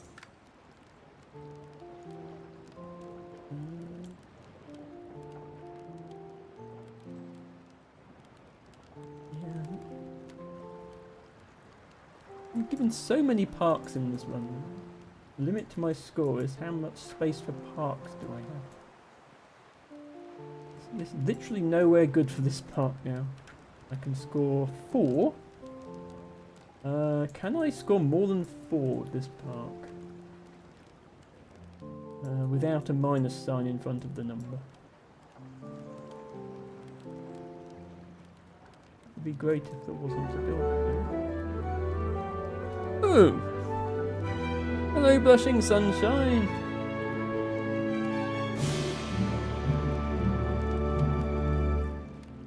Hello, Best Blushing Sunshine. Welcome in. Thank you so much for raiding. It's wonderful to see you. Hope you had a good stream. Do let me know what you were doing and whether it was a success. If a mod would not mind doing a shout out to Blushing Sunshine, please go follow. She is amazing. Always cheerful, always cozy.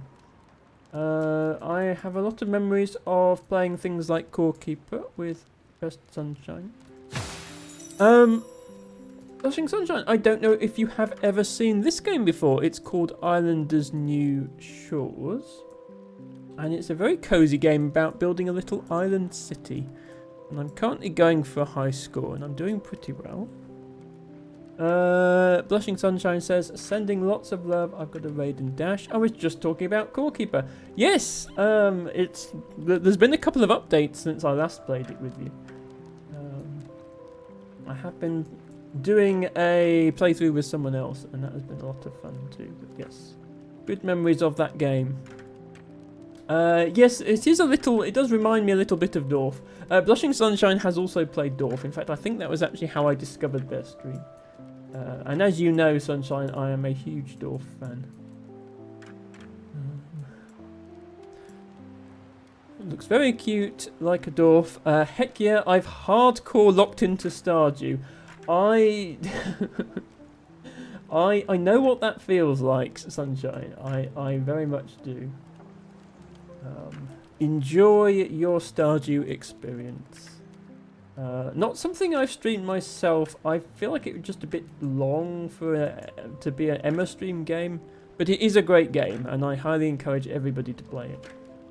Okay, I think at the most I can score with this building is 19. We are down to our last 6 buildings. This I literally don't think I can improve on that, so you're going there.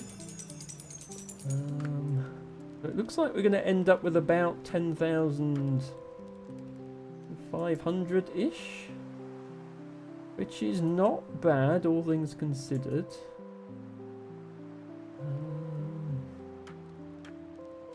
Okay, I'll score 17 with this if I completely block in the seaweed farm. There you go. And then this I can get 49. And then there's another one over here. I'm going to be just short of the next building milestone. That's going to be annoying. If I get to the top of this bar, I get another set of buildings, but I'm just not quite going to make it, I don't think. Yeah, that gets me minus 18 points. Let's not go there. I can get 18. So I end up just 10 points short. Oh, can I use the score multiplier on this thing? That work? Okay, we just about get there with the score multiplier. Okay, we get to play a few more buildings. LT Bago says of Stardew Valley, Abigail best girl. Well, I am in agreement with you there, LT Bago. On account of Abigail has purple hair and must therefore obviously be best. And also eats quartz, which is something I approve of. Blushing Sunshine says, I'm still getting to know everyone. So far, a lot of people are mean to me, but they're getting kinder. Yes, the trick is to give them gifts. The problem is, unless you spoil it by looking it up on the wiki, you're going to have to give them gifts through trial and error to find out what they like, and they're probably going to be mad at you for giving them bad gifts. But yes, much like in real life, if you just throw enough gifts at people, they start liking you. Sending lots of love to all, though, because I need to eat before a session at 6. Yes, no problem, Blushing Sunshine. Thank you again for that raid. Thank you for that follow as well, by the way. I have anonymous follows on, but that is very much appreciated. Kibango says, Haley is the rudest. They all do warm up, though. This is true. Okay, I have these two left. I can use a sustainable on a brickyard, probably, because... yeah. I need to put the brickyard somewhere near all the sand pits that we placed right back at the start of this stream. If you can remember that far back, we placed a bunch of sand pits. And I need to... there. They've given us... okay. Note for next time I play this, plan for at least like 4 more fields than you expect to receive, because look, there's another field that I'm going to have to stick on the side. That would have been like, that is literally 100 points worth of field I missed out on just by not being able to connect those two, so it does matter.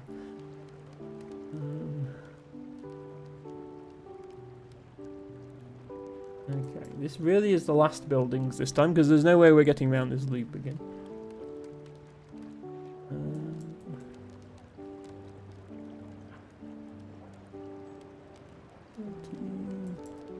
I do better than 14. Yes, I can do 19. 19 is more than 14.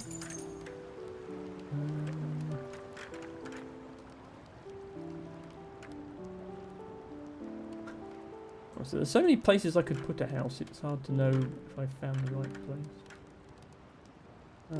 I'll take 15.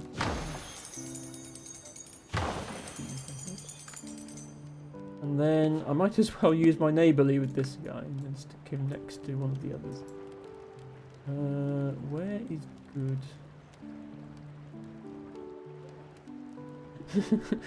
The problem is these ones score points if they're away from buildings. Good luck being away from buildings with what I've built myself here. We can get 32 here though. And with that we really are done. We have no more buildings to place, we have no more boons to use, and our final score is 10,650. Which is going to be 16th place on the leaderboard, which sounds good, but bear in mind this mode only came out a few days ago. Yeah, to get into the top 10 you need well over 11,000. And the number 1 spot, wait, was that 14? I'm going to have to go back and watch the VOD. I don't think that 14, this is how new this mode is, I don't think that 14,000 was there when I started the stream. I think it went straight from 13 to 18. But either way, we are still well short of the number 1 spot. But I will take that for a first run of the Metropolis Challenge. So the 3 remaining challenges, I'm not going to start any of them today because we are almost at 4 hours. Manufactory is... you don't have a city, so this is more like the normal game. You play over 5 islands, but you don't have any of the city buildings. You just have the nature buildings and the resource buildings and stuff like that. This one is, which I did actually try off stream, and I did reasonably well. I actually got 11th on this one. Once again, the suspiciously large first place leaderboard, twice anyone else's score, 29,800. I managed 13,000. This is on a special map, and they give you, I mean, we've got a few minutes, I'm not going to play it, but I'll show you what it is.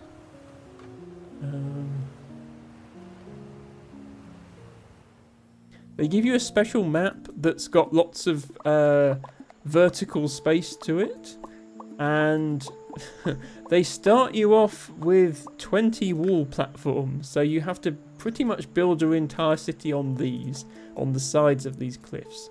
So that's an interesting one. And the final one, Vanishing, which I also tried. I didn't really understand this one. As I say, the only reason I've got this score this high is because it's such a new game mode. Only 20 buildings can exist at the same time. When placing your 21st, your oldest will vanish. So you keep the points from the buildings you already placed. You don't lose score.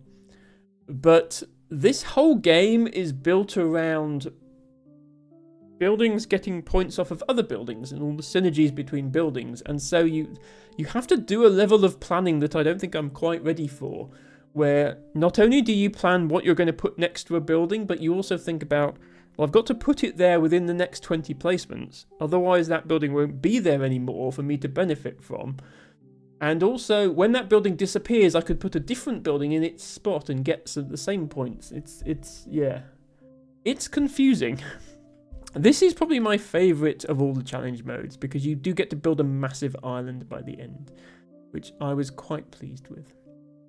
So that was Islanders New Shores. I may well come back to this game in future, especially if they add even more new content, which they may well do. This was only a few days ago, this update. But I'm probably going to leave it there for now. So thank you everybody for watching. Thank you in particular to Blushing Sunshine for that raid, and to the follow I had. Thank you to Knit for the 3 bits earlier. Thank you to everybody who redeemed stuff and chatted and sat and watched me play Islanders for 4 hours straight. I should be back Friday. I know I made false promises last time, but I actually should be back Friday this time. And so we will not be resuming Into the Breach because I wanted to keep that as my Sunday, Monday game. We will be starting another new game. Well, a new game. This wasn't really a new game. This was a return to a game. We shall be starting a new game. I have a short list that I still need to think through and decide what to do. It might be that Understand that Nick mentioned. That's the sort of game I want to put in that slot for the time being. But I'll have a think about it, and I'll let people know on my Discord as always. If you're not on my Discord, you're free to join. There's a link below the stream, or I can stick it there. And I hope to see you then. I'm going to look for somebody to raid now. If anyone has suggestions for raid targets, please let me know. LT Bago says, who shall we raid? And puts up a big wide Shy Lily face. Shy Lily is... Do you know I'm not even actually following Shy Lily? Shy Lily is live with 6,485 viewers. There's a lot of viewers. Unfortunately, or perhaps fortunately, LT Bago, Shy Lily is just ending and is about to raid out. So I'm afraid we can't raid them. Maybe next time. So I will look for someone else. Is Bestest Panda still live? Bestest Panda is still live. Okay. Let's take the opportunity to raid Bestest Panda since we're ending fairly early. So, here is the raid to Lana the Panda, who is playing 2 Point Museum, which is definitely not a Lana game, but she has this thing where you can request a game and she can't say no to it, and that's what she's doing. Which is awesome, because it means we get to see games that our Bestest Panda gets to have fun playing. Please feel free to put a raid message in chat when we go in. If you are subscribed, use this raid message that has Emma emotes in it.